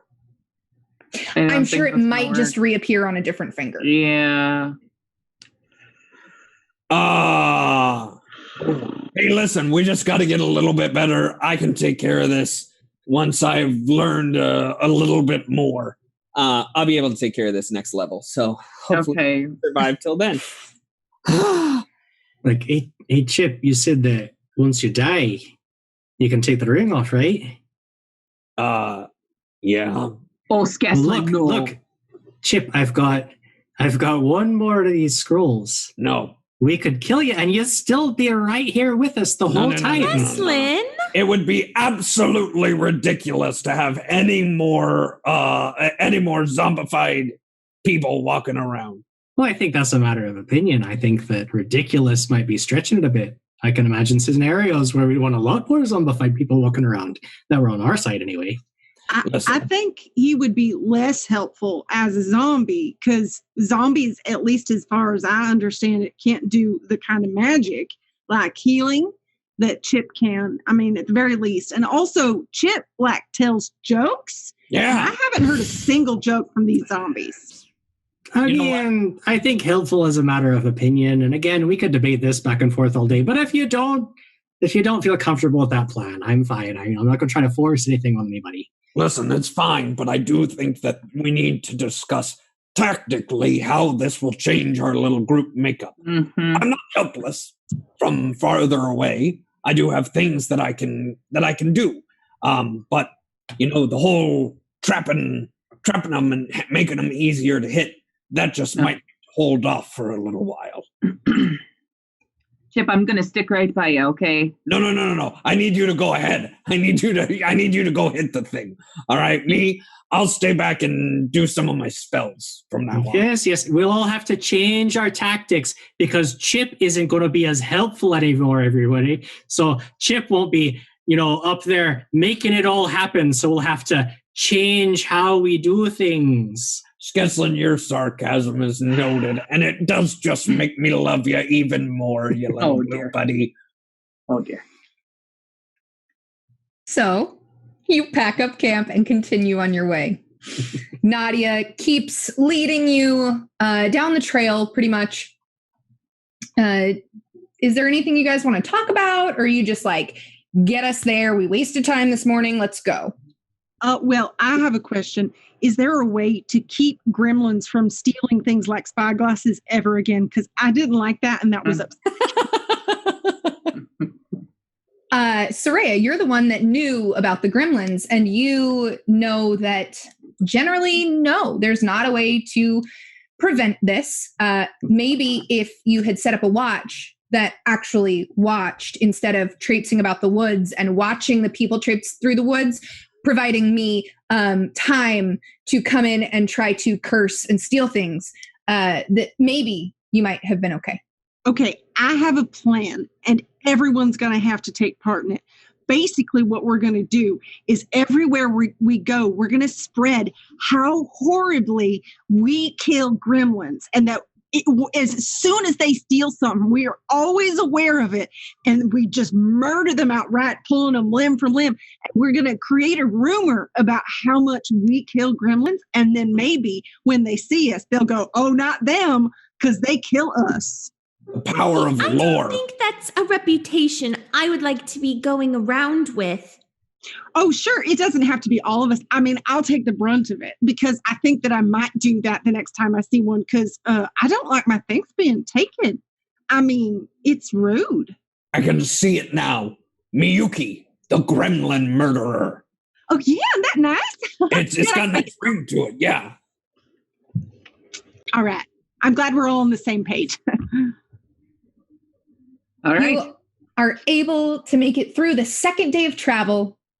Nothing happens. You set up camp that night. Would you like to set up a watch? Yes. Yes. All right. Who's going to win? I'll take first watch. Yeah. Oh. It's Soraya to take first watch. She'll be writing in her notebook and she'll do first watch. First watch? By yourself? I said I would do it with... okay. And Chip, roll perception checks. Ooh. That's a natural 20, 26. Ooh. 24. You both hear noises in the woods again. Oh, no. Do you think it could be the gremlins again? This is awful. I hate these woods. No. Chip, what if we gather everyone's items and we sit there and whoever's doing watch has to hold them? I don't know, maybe. Oh. It's not a bad idea. Yeah. Or what we could do is I can produce a flame that perhaps we put all of the items in the middle and then we do a giant flame around the perimeter. And then in the morning, we can put out the flame and our stuff would be okay. You're talking about like a ring of fire that you're just gonna... We're in a forest. You know that, right? I mean, we're in a clearing, and of course we would be very careful and safe about it. How big do you think this clearing is? Jamie, how big is this clearing? I mean, it's like 30, 40 feet across, maybe. Yeah, if you do that, the sparks are gonna set the forest on fire. I don't want that. Yeah, okay. So we'll, listen, I think we're all right. We just need to have a vigilant watch. The rest of your watch passes and nothing happens. Who's up next? Soraya's going to sleep with all of her stuff in her sleeping bag with her. Lovely. Who's up next? Probably it would have to be Astrid and Nadia because you don't need a straight 8 hours of sleep. Yes. Roll a perception check. Oh, no. 12. You don't really notice anything on watch. The night passes peacefully. You and Nadia hang out, chat a little bit. She actually tells you about her husband that died 3 years ago. He basically had the job she had originally in Waldsby, but he died out on the road and she took over for him. And as she's talking to you in the firelight, you get a good look at her face and you see a few wrinkles and wear, age on her. But when you look at her eyes, you can tell she is much younger than she appears to be. That this poor woman has had a rough life. And she's the mother of 2 young boys, was a mother of 3, and she just lost a child. This woman has really had it. You have great conversation overnight, but nothing happens on your watch. Okay. We move on to Skeslin and Miyuki. You are the last watch. Roll perception. Auto succeed! Yay! There's no chance Skeslin is waking up before he wakes up in the morning on his own. But the zombies can roll some perception checks. Sure. 5 and a nat 20. So I think that's old Pete. Old Pete, he knows what's up. He's trying to make up for his lack of prowess in combat. He was a little shamed by Sasha yesterday. Miyuki, you're sitting there with these 2 zombies. And you also hear noises in the woods. I don't think that either of you respond, but did you hear that?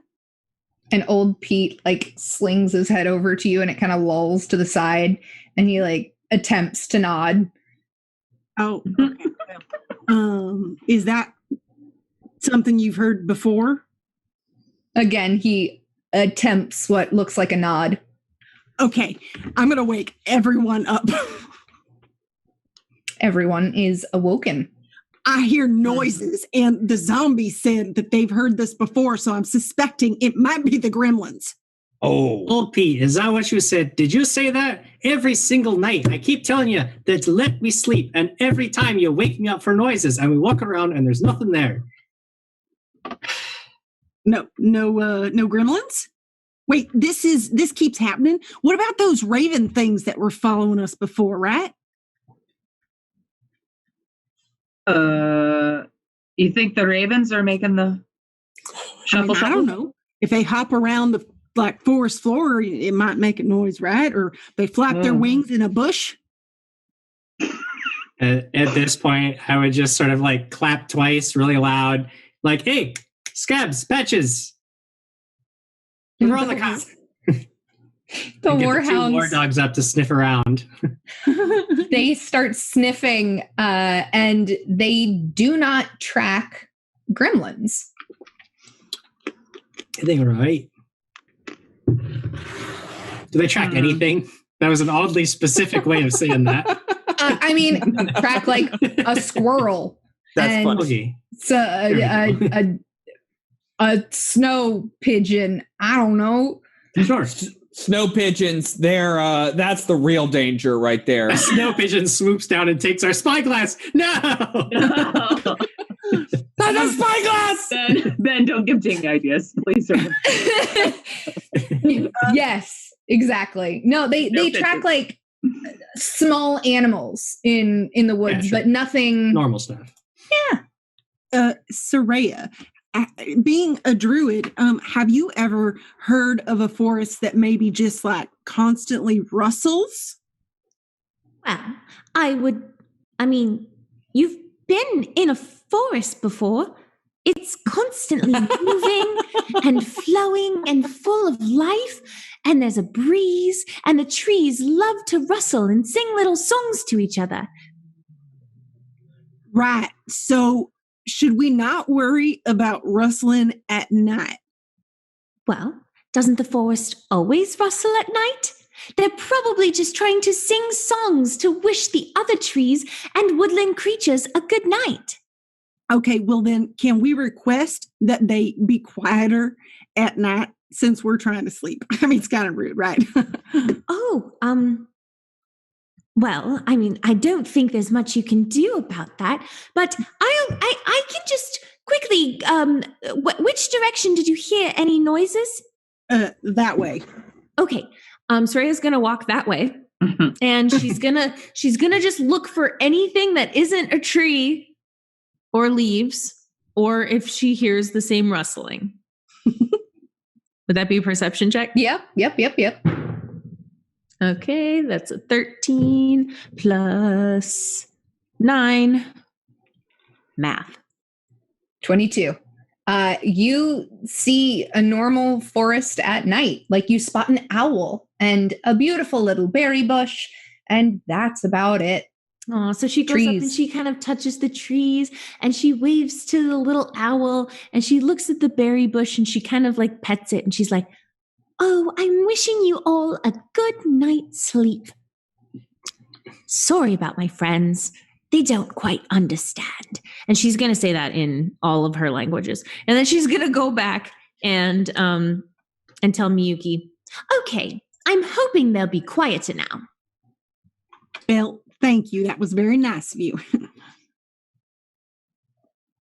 Can you go Can back? we go back to sleep? Yeah. I'll keep watching with Sasha and old Pete here. And she scoops up all her stuff, tucks it in her sleeping bag. And the four of you go back to sleep. Miyuki, the rest of the night passes. Nothing happens. Okay. You all wake up in the morning and get ready for your day. Is there anything specific, or you just want to hit the trail? Check through my bag. Check everything. You all check everything in your bags. Nothing's been touched. The night wasn't a total waste because it doesn't look like Starry Light Girl has given a BBBBB auto success to Katie. Hey! So she was very successful putting the forest to sleep, and now she gets a little reward for her. And the Cadence has gifted 5 subs, so thank you, Kate, for gifting those subs. That's awesome. We're going forward. This forest is awful. The curses that Astrid and Chip have are awful, and we're leaving. Let's go. I want to go home. Please. Where is home, Chip? I don't know. Read my backstory. Pause the intro and read my backstory. You guys continue on. It is day 3 of travel. Everything seems to be pretty normal. Nothing out of the ordinary happening on the trail. You still see Nadia stopping and playing hide and seek with the boys. But you continue on. It's just after lunch when you come across a small cabin to the side of the trail. Uh-oh. A rough wooden cabin stands just inside a small wood. There is no sign of activity around the cabin, but smoke rises from the chimney. And you keep walking. And as you get closer, a strikingly beautiful red-haired woman in a hooded coat comes out of the cabin. I'm sorry. Are you adventurers? Yes. Nope. Damn it. You should. Come on now. I had a plan. But Skeslin, I thought you told me that I was a real adventurer now. We're going to have to go on a thing all day now because she's going to tell us to do it. Gosh. Yeah. What's a thing? What do you mean, Skeslin? This nice woman here. Hi, I'm Soraya. What's your name? I'm Sylgia. I need your help finding my husband. We can do that. There it is. We're adventurers, and we're quite good at finding things. Actually, I'm going to show you guys a picture of the woman you see before you. I'm going to sense motive 20. that woman. She looks like fast. a sneaky one. Mm-hmm. She looks like a shifty little lady now, doesn't she? Uh-huh. Oh, What's sure. that You find sense one motive? cursed ring, and now everything's shady. Everything. That's a natural one. I think it's the red hair and the red beard. I'm like, hey, red. Red is... Are you sure you're adventurers? Yeah. Oh, But look. Red. Oh, yeah. Lady, today's your lucky day. You've encountered the greatest of adventurers in the land. Just wait until we solve your problems. All right, I'm not sure what's happening, but I do need your help. My husband has been captured by a moss troll. I believe they're housed up in a cave not too far away. If you could go and find my husband or avenge him, I can reward you with something. Please, I need someone to go find my husband. Moss trolls can be really tricky. Oh dear. What's your husband's name? Fingoth. I'm Sylvia. Sorry, I never answered your question. What do I You know are about? oddly unspecific with this idea of what the reward would be. If you could sort of clarify how that'll come together, we'd be much more comfortable. Yes, I'm sorry. I'm just a little worried about my husband. I can give you my husband's lucky bear trap. Lucky bear trap. Oh, we don't like to trap animals in this party. Well, instead of using it for animals, you could trap a human. I don't know, someone you're fighting against. I did. Please tell me you will go find my husband. Yes, of course. Yeah. We're gonna do it. Okay. And she points you in the direction of this cave. It's a little ways. You have to do a little bit of a loop back on yourself to head to this cave, but she points you in the direction and says, they're in a cave about a half mile in this direction. And please, if he's not alive, please just avenge him. How did you know that he was taken? I went searching for him, and I found the cave, and I saw the moss troll, but I ran. I was too afraid to do anything. I'm only one person. I want to sense motive all of this again, but I can't. Jamie, what do I know about moss trolls? Why don't? Yeah, you did. You fought one at the portal before you became the Black Riders of Baba Yaga. Oh, dear. This lady's so shifty. Well, shall we go kill ourselves a moss troll? Oh, perhaps we could talk to it first. Maybe it's not feeling particularly hungry. No. Troll. Evil. Eat things. Trolls are bad. Okay, but Chip, hear me out. What if we got that bear trap and we gave it to the troll and we told him that he could trap his own food? No, we're gonna kill the troll. We're gonna kill the troll. Yeah, he'll use that to trap a person and eat the person. No, the troll is dying now. We're gonna kill trolls. Okay. Yes, we will go find your husband. Do you want to come with us? No, please. I will stay here. Please just find him for me. Oh. What does he look like? He's fairly tall, brown hair, very handsome. I'm sorry, please just find him for me. Okay.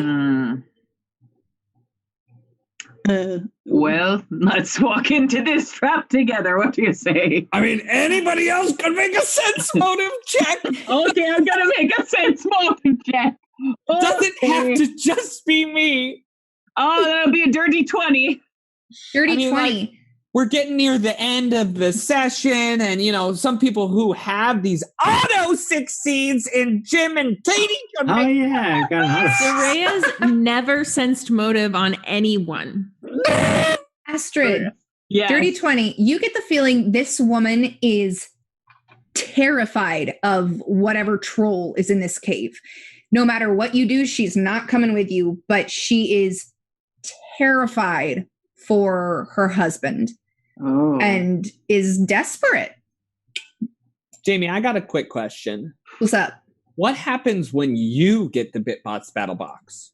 Because Jay Womack has given you the auto succeed. So, thank you. No, I get to use it the same way you do.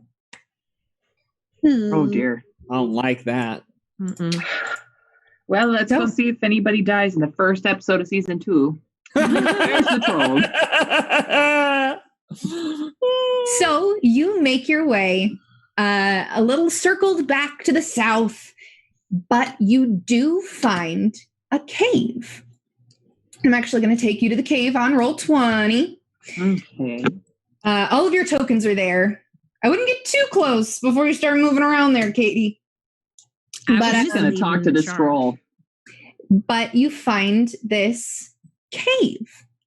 What would you like to do? I'm going to move up here.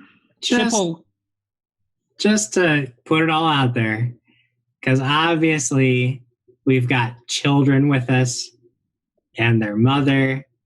So rather than point out the fact that neither Sasha, Old Pete, Scabs, or Patches are on the map, I would say that I would leave those 4 trusted companions way far away from this horrible, dangerous cave to guard the children and their mother. Wow, that's really nice of you. So kind, Skeslin.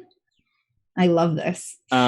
Chip will cast Fire Belly and Hedging Weapons on him so that he has a couple of extra cool things floating around. He's got a rapier that's floating around him, and then his stomach is just like really warm, and he's keeping his mouth shut, and he's like, Astrid's going to take out her masterwork hand axe. Ooh. Yes, they're ready. Here, I will inspire all of us before we go. Just, because that is helpful to be inspired. I just have to find the right page first before So Miyuki pulls out her trusty drum and she says, "Cold, said I, thing of winter. Cold, chuckled I, yes, cold. Cold, tormentor of my dreams. By the grave I saw the colds. Use those colds and give them hell." Woo! That's fitting. Nice. I'm inspired. And as +2. Yeah, I believe it's +1. 2 now. Let me. as she does that, Chip will cast Moment of Greatness as well, so that doubles any effect that Miyuki has given. Yeah. Oh. How long does that last? A minute per level, so at least, till we kill this troll outright within 6 seconds. I'm gonna bubble up and cast Heightened Awareness. And I would like to look around. I want to notice if there are any tracks that would indicate we are indeed approaching creatures that we were told should be here. And it has been pointed out that I can auto succeed on this check. So I will automatically succeed on if we are seeing tracks that would indicate we are indeed approaching what we expect. You do see tracks. But they don't quite look like troll tracks. They look smaller and a little shorter of a stride. So I think, that lady, she's all like, "Oh, we happen to live a half a mile away from a troll, and oh, my husband." She is probably lying, and we're going to have to... it's going to be bad. Don't get me wrong. Something bad is happening here, but I just get the feeling that it's not what we were told it was. Let's go find out what it is. Lied to us. She seemed very distressed. She did. That's what somebody who was lying to you would want to seem like. I'm telling you, I felt it. I felt it in my bones. She's very, very concerned for her husband. Just absolutely terrified.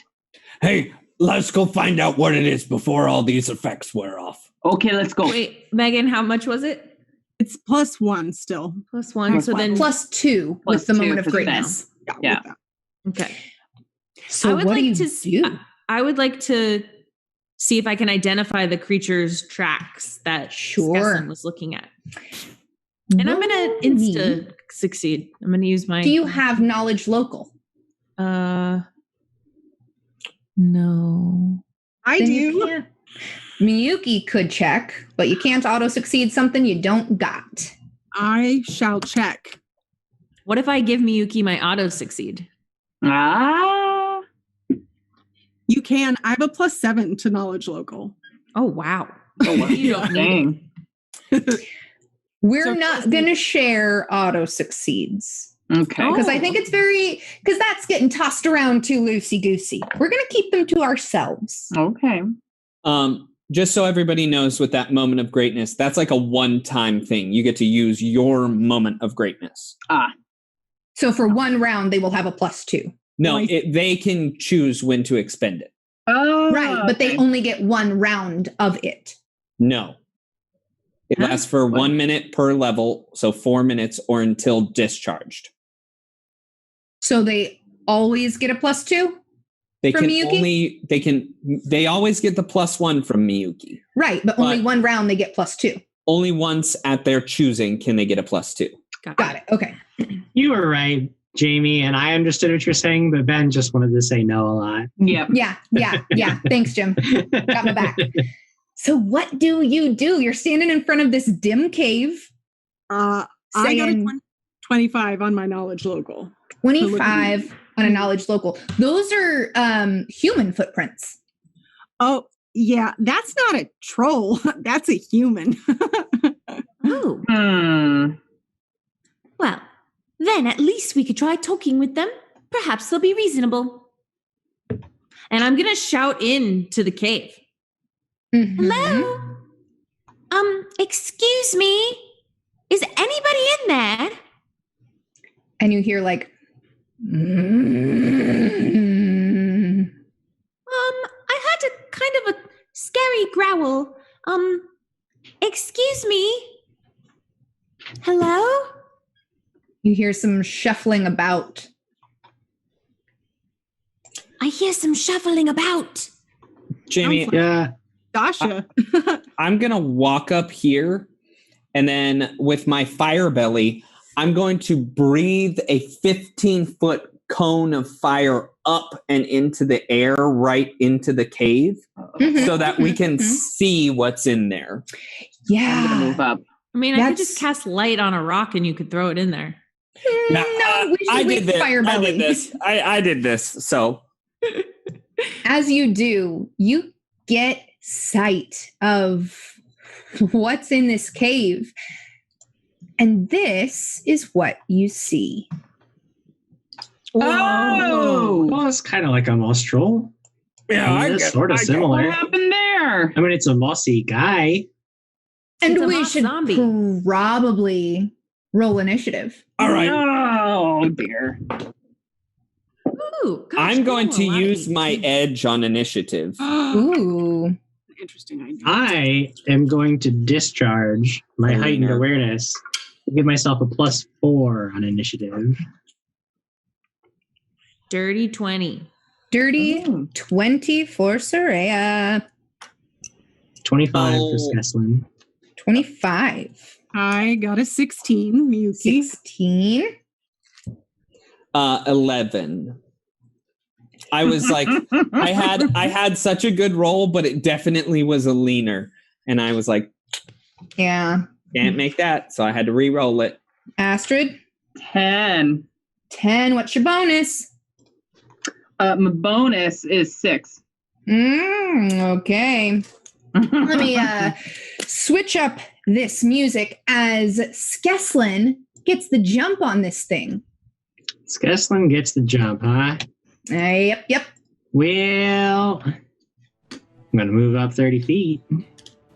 As you should. Put me right at the entrance to this cave. Is it dark inside? It is low light. Low light, okay. Well, I can see anyway, but I just was curious for the rest of my friends. I am going to get up there and cast... Actually, you know what? I'll just blast an elemental ray at this thing. Sure. Range touch attack. Ooh, that's a good one. 24 to hit. 24 to hit. Yeah, you hit it. That is going to be 4 points, and it's all cold damage. All cold. All righty. The most important question is, does that seem to matter? It does not seem... Where are you aiming? At the dude. I'm like shooting this thing. Okie dokie. It does not seem to matter. All right, he's not concerned about cold damage. No. That's good. I'm glad I built an ice mage. This is fun. All right. Well, no, I mean, like, it's not that he doesn't take nothing like you're used to. Oh, it does you stuff. mean it doesn't matter in the sense that he takes the damage. He gets frozen a little bit. Okay, I thought it was like he just takes no damage and was like, shit, I'm fucking in. But No, that's a he different takes the type of not mattering. All right, we move on to Soraya. Soraya, what do? You're muted. I'm going to move to get a better view of this guy. And I'm going to cast Flaming Sphere. Flaming Sphere. All right. Yes. So that would be a reflex save for you. Does Flaming Sphere require spell resistance? Ooh, good question. Hang on. I'll go ahead and roll a reflex save just in case. Spell resistance, yes. Okay, roll that spell resistance check for me. Indeed. Oh, 19 on the die. 21, yeah, you'll 22. Pass. And I think I'm going to fail my reflex with 4. Awesome. I would like to do damage to you. Okie dokie. I need another d6, though. Okay, found it. Oh, boy. All right, here we go. Ooh, okay. 9, 10, 11, 12, 13 points of damage. 13 points of damage, huh? Mm-hmm. And as you see this fire come in to hit this, whatever this is, you see this moss, maybe, from the top of him, like, slither down to his side as the body takes the brunt of the flame. Mm-mm. Say what now? Ooh, wait a minute. It's alive? Like There's the a thing happening here. Oh, no. Soraya, roll a knowledge nature. Indeed. Trickery. Okay. Knowledge nature, and I'm going to use my edge. That's going to be... You have an auto Do succeed. you have the auto succeed? Oh, This I'm is- going to do that. Probably important to know. I'm gonna do that. Yeah. This is no moss troll. That is mind slaver mold. Ha! What does that mean? This is her husband. You only and auto that succeeded, is- so you only get the name of it. Oh, but I'll roll for it. No. You already did. Oh, wow. She is sassy tonight. Look, you guys got so many auto succeeds. I gotta hold true to these rules. So you do damage to this man, and you see the mold move, and you're like, "Oh, that's not a troll." Is there anything you'd like to do, You guys, before? I don't think that's a troll. There's, I'm afraid this might be this woman's husband. Yeah. You didn't get that? No. Well, No. here's the question. Do we save her husband or do we avenge him? Yeah, I got an idea. I'm Okay. confused. Do we kill him or Miyuki, not? It's your turn. What are you gonna do?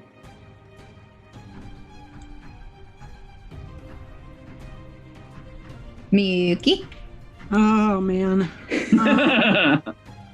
I think I want to try to use Lullaby on him. Okay. Yeah, I think my range is 100. I think I can reach from where I am, but I'll move a little closer to my 30. What? No, that's not the way I want to go. Oh, my fingers aren't working. I'll come over here and I'm going to drop a lullaby on him, this spell.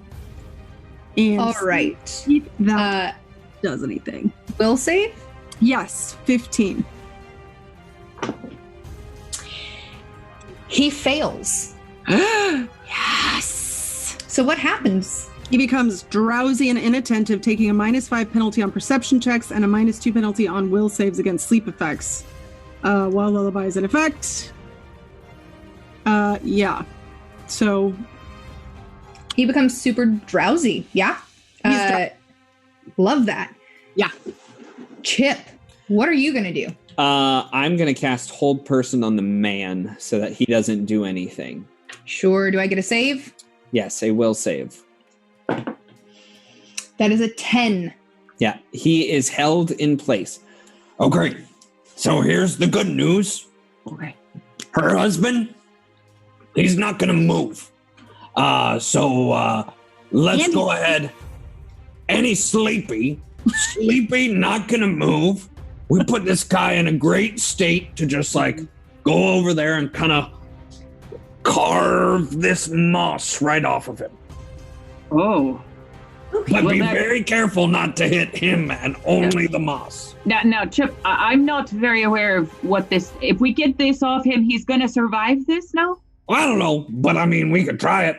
Oh, dear. Okay. Better than just killing him, so... Can I do a heal check to see if that would work? A heal check, yes. Sorry, I'm seeing in chat, people are like, Jamie, you could have passed those will saves. Auto succeeds do not count on attacks, damages, or saves, only on skill checks. 21. 21. Now that you're thinking about it, the only way for someone to survive a Mindslaver mold without dying like at the same time is to rip the mold from their body. Yeah, go rip it off. I remember in one of the stories that I was reading about this adventurer, they encountered something just like this and they had to rip the mold from the body. I fear it can be quite dangerous and quite disturbing, but it can be done. How do we keep it from then attaching to any of us? Yeah. Oh, let me see if I remember in one of my stories I've read before. Go ahead. Okay. 14 plus 8. Would that be heal or would that be knowledge? Knowledge nature.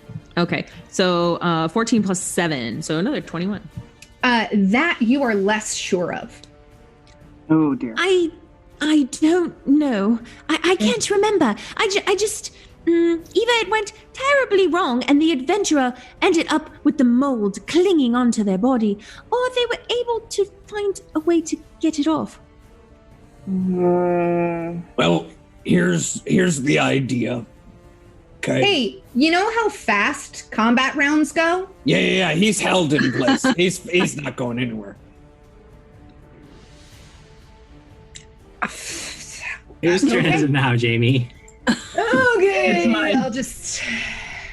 what were you saying, Chip? I was going to say, all right, we just surround it.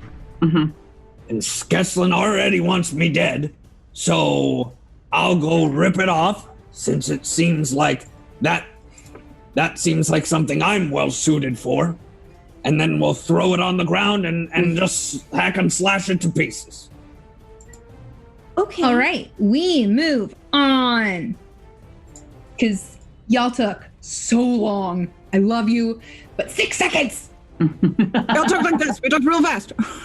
Now it is my turn. Mm-hmm. Soraya hit me with a thing, a flaming sphere. Mm-hmm.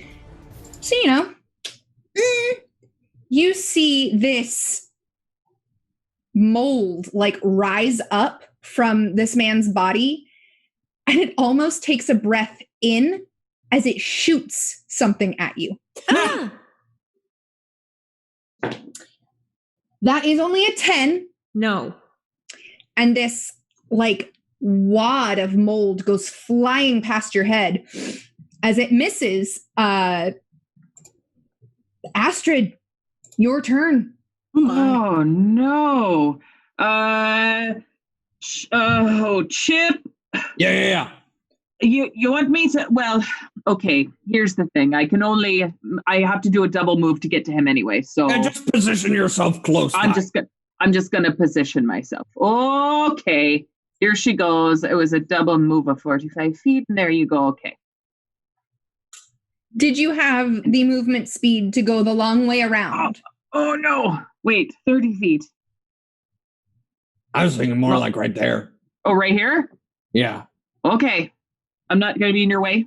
No. Oh, okay. All right. You just move up. Is that all you do? Yes, that's all I do. All right. It is my man's turn. With hold person, do I get another save, or am I just locked in place? No, you locked in place for 4 minutes. Locked in place. That's not actually true at all. You get another save every round, but it's a full round action to make your save. So he's definitely paralyzed for this round. Oh yeah, you're right. Make a new save. Worth it. And if you succeed, the next round you're okay. Seeing that now there, Jim Jam. He does not succeed. He is held in place another round. Skeslin.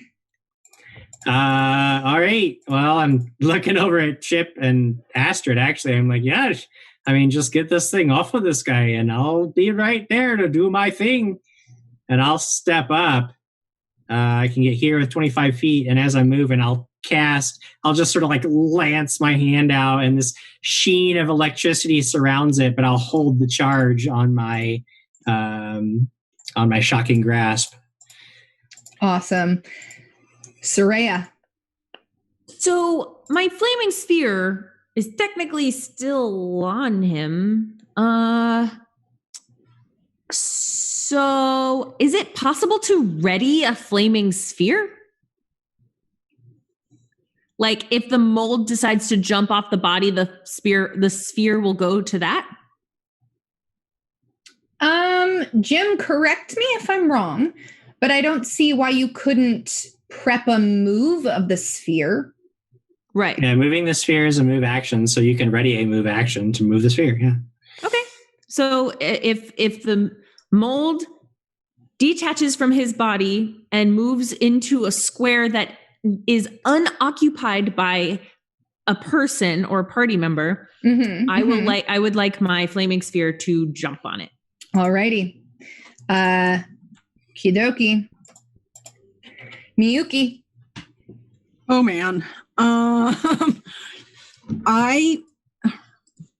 want to move closer. Right there would be a good spot. Yeah. Right? Don't tell her what to do with her character. I'm just as Chip, I'm suggesting, all right, stand over there and there. Maybe 5 feet closer, Miyuki. Maybe 5 feet closer. I get closer. Okay. No. I meant over there. I can't be close enough, I think, this time, because I really, really just want to take a sword and just try to pry.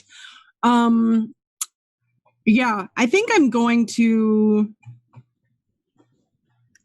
just gonna, that's all I'm gonna do. I'm just gonna move for right now. Alrighty. Chip, it's your turn. Chip will move up to this man and then rip it off of him, rip the moss, and I'm going to use my moment of greatness to just go for it. I need a strength check. A strength check, not a CMD check or a CMB check. That's interesting. Dirty 20. Dirty 20, and you see Chip grab this mold and just rip it off of this man.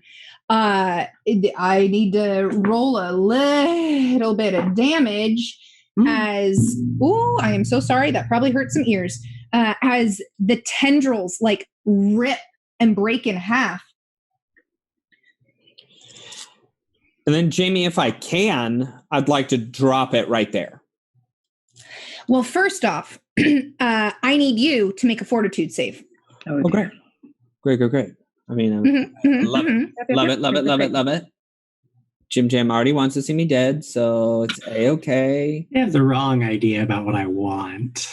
I'm just saying that if it happened, I have contingencies. Oh, you just boy. Old Pete. That's a 10. 10. Think it's on me now. You take 3 points wisdom damage as you breathe in some of the spores from this mold. I'm having a real bad day, everybody. This is... It's the worst kind of damage for you to take. Yeah, I know. All right. Moving on. Does he end up dropping it? No, what? No, do you? Yeah, I would like to drop it in that square that I pointed out. Behind you? Yeah. Okay. It is dropped. So my flaming sphere would act. All right, let's roll for that. Do I need to do spell resistance? Yes, please. Okay. All right. That's It's the same spell against the same target. spell. Yeah, it's the same thing. Sorry. Never mind. Just an attack then, I guess. Oh, wait. No. No, it's just a reflex save. Yeah. Okay, I fail. Great. 8. That's going to be 8, 9, 10, 11 points of damage. 11 points of damage.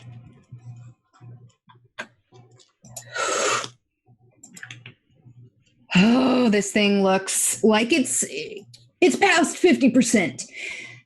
Does that activate Jim's turn and Candace's turn? And it wouldn't act. I didn't ready. You didn't ready in action. No. Okay. It is the mold's turn. Oh no! And it moves 5 feet and climbs up Astrid's leg. And with its standard action, it begins to infest Astrid. Oh my god. Well, now that's just rude. Yeah, this mold is now on Astrid. Cool. I will tell you what happens as it happens, but you are basically under a dominate person-like ability. Oh. Cool. Okay, this time when I rip it off, just hit it a lot. Okay. Right. Astrid, it's your turn. And you know what? You're going to take that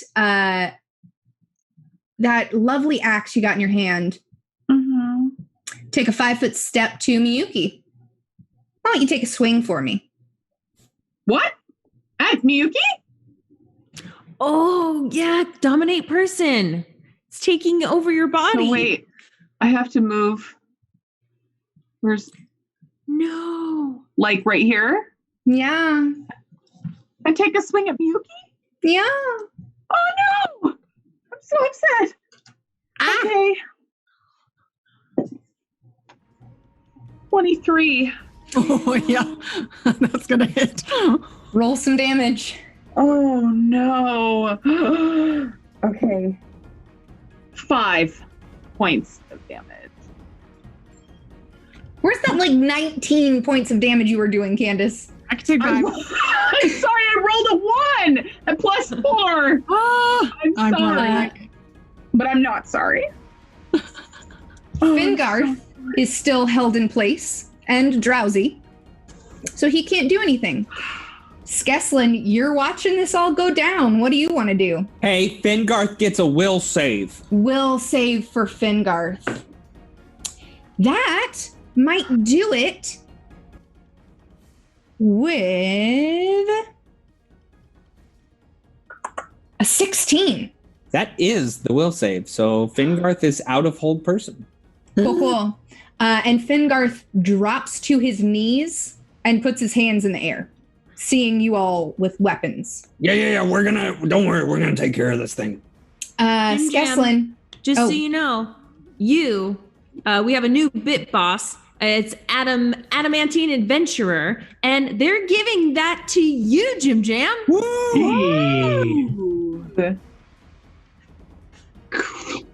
I don't know what to do. I mean, like, watching Astrid, regardless of like, I can see visually what's happening here. And I realize that, like, this is so bad. And there is no way that I can allow this to continue. Yeah. So I'm going to take a 5-foot step and just kind of blast the. I mean, like, I've got the charge. I'm going to blast this mold. And I know that it's very unlikely some of this can get Astrid, but I just. And now you're aiming to touch the mold, however. Oh, yeah. I gotta blast this mold. I've got Shocking Grasp already. That is against Touch AC 17. That will hit. However, 17. Oof. You see this thing try to like slide out of the way, but it doesn't quite get out of the way before you're able to get your spell off. Roll me damage. Spell resistance? Spell resistance? Thank you. Oh, okay. Good times. Would you consider spell resistance a skill? I would. Oh, so I would definitely. There's a DC to pass. Yeah. Okay, I'm going to auto succeed then. Yay!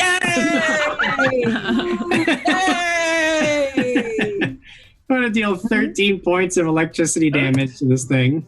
Oh, no. And this mold, like, shrivels up and falls off of Astrid. Oh, thank you. And you are left staring at a haggard man kneeling before you in a cave. And we'll pick it up next week. That was so bad. But so many bad things have happened. Oh my God. How did this happen?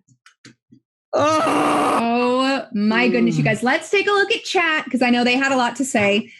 Why don't we see what they did say? I just like what Crossbear 18 has to say, which is Thanks, Kyle. Pretty much. Wow. Jeez. Torger wanted me to wrestle Astrid to the ground. I mean, it's an option. It was an option. Yeah. I feel like that'll happen in this season a few times. There will be wrestlings to the ground. Oh, man. I thought we were all prepared for me to plop that thing down and just... Hey, I did what I could. Katie, you did it. You did exactly what I thought we were doing. Yeah. Well, there were only, I couldn't ready more actions.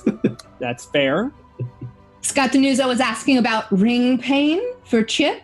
No, that is only when he takes a melee or ranged attack, and that was technically just wisdom damage, not really an attack. So it's still really bad. Damage. Wisdom is my key score. Strength is my second. My wisdom is my highest. So that was rough. That's a rough episode. That's a rough session. Oof. Welcome to book 2. Oh, man. We really need to find some what was it? Cure curse or whatever?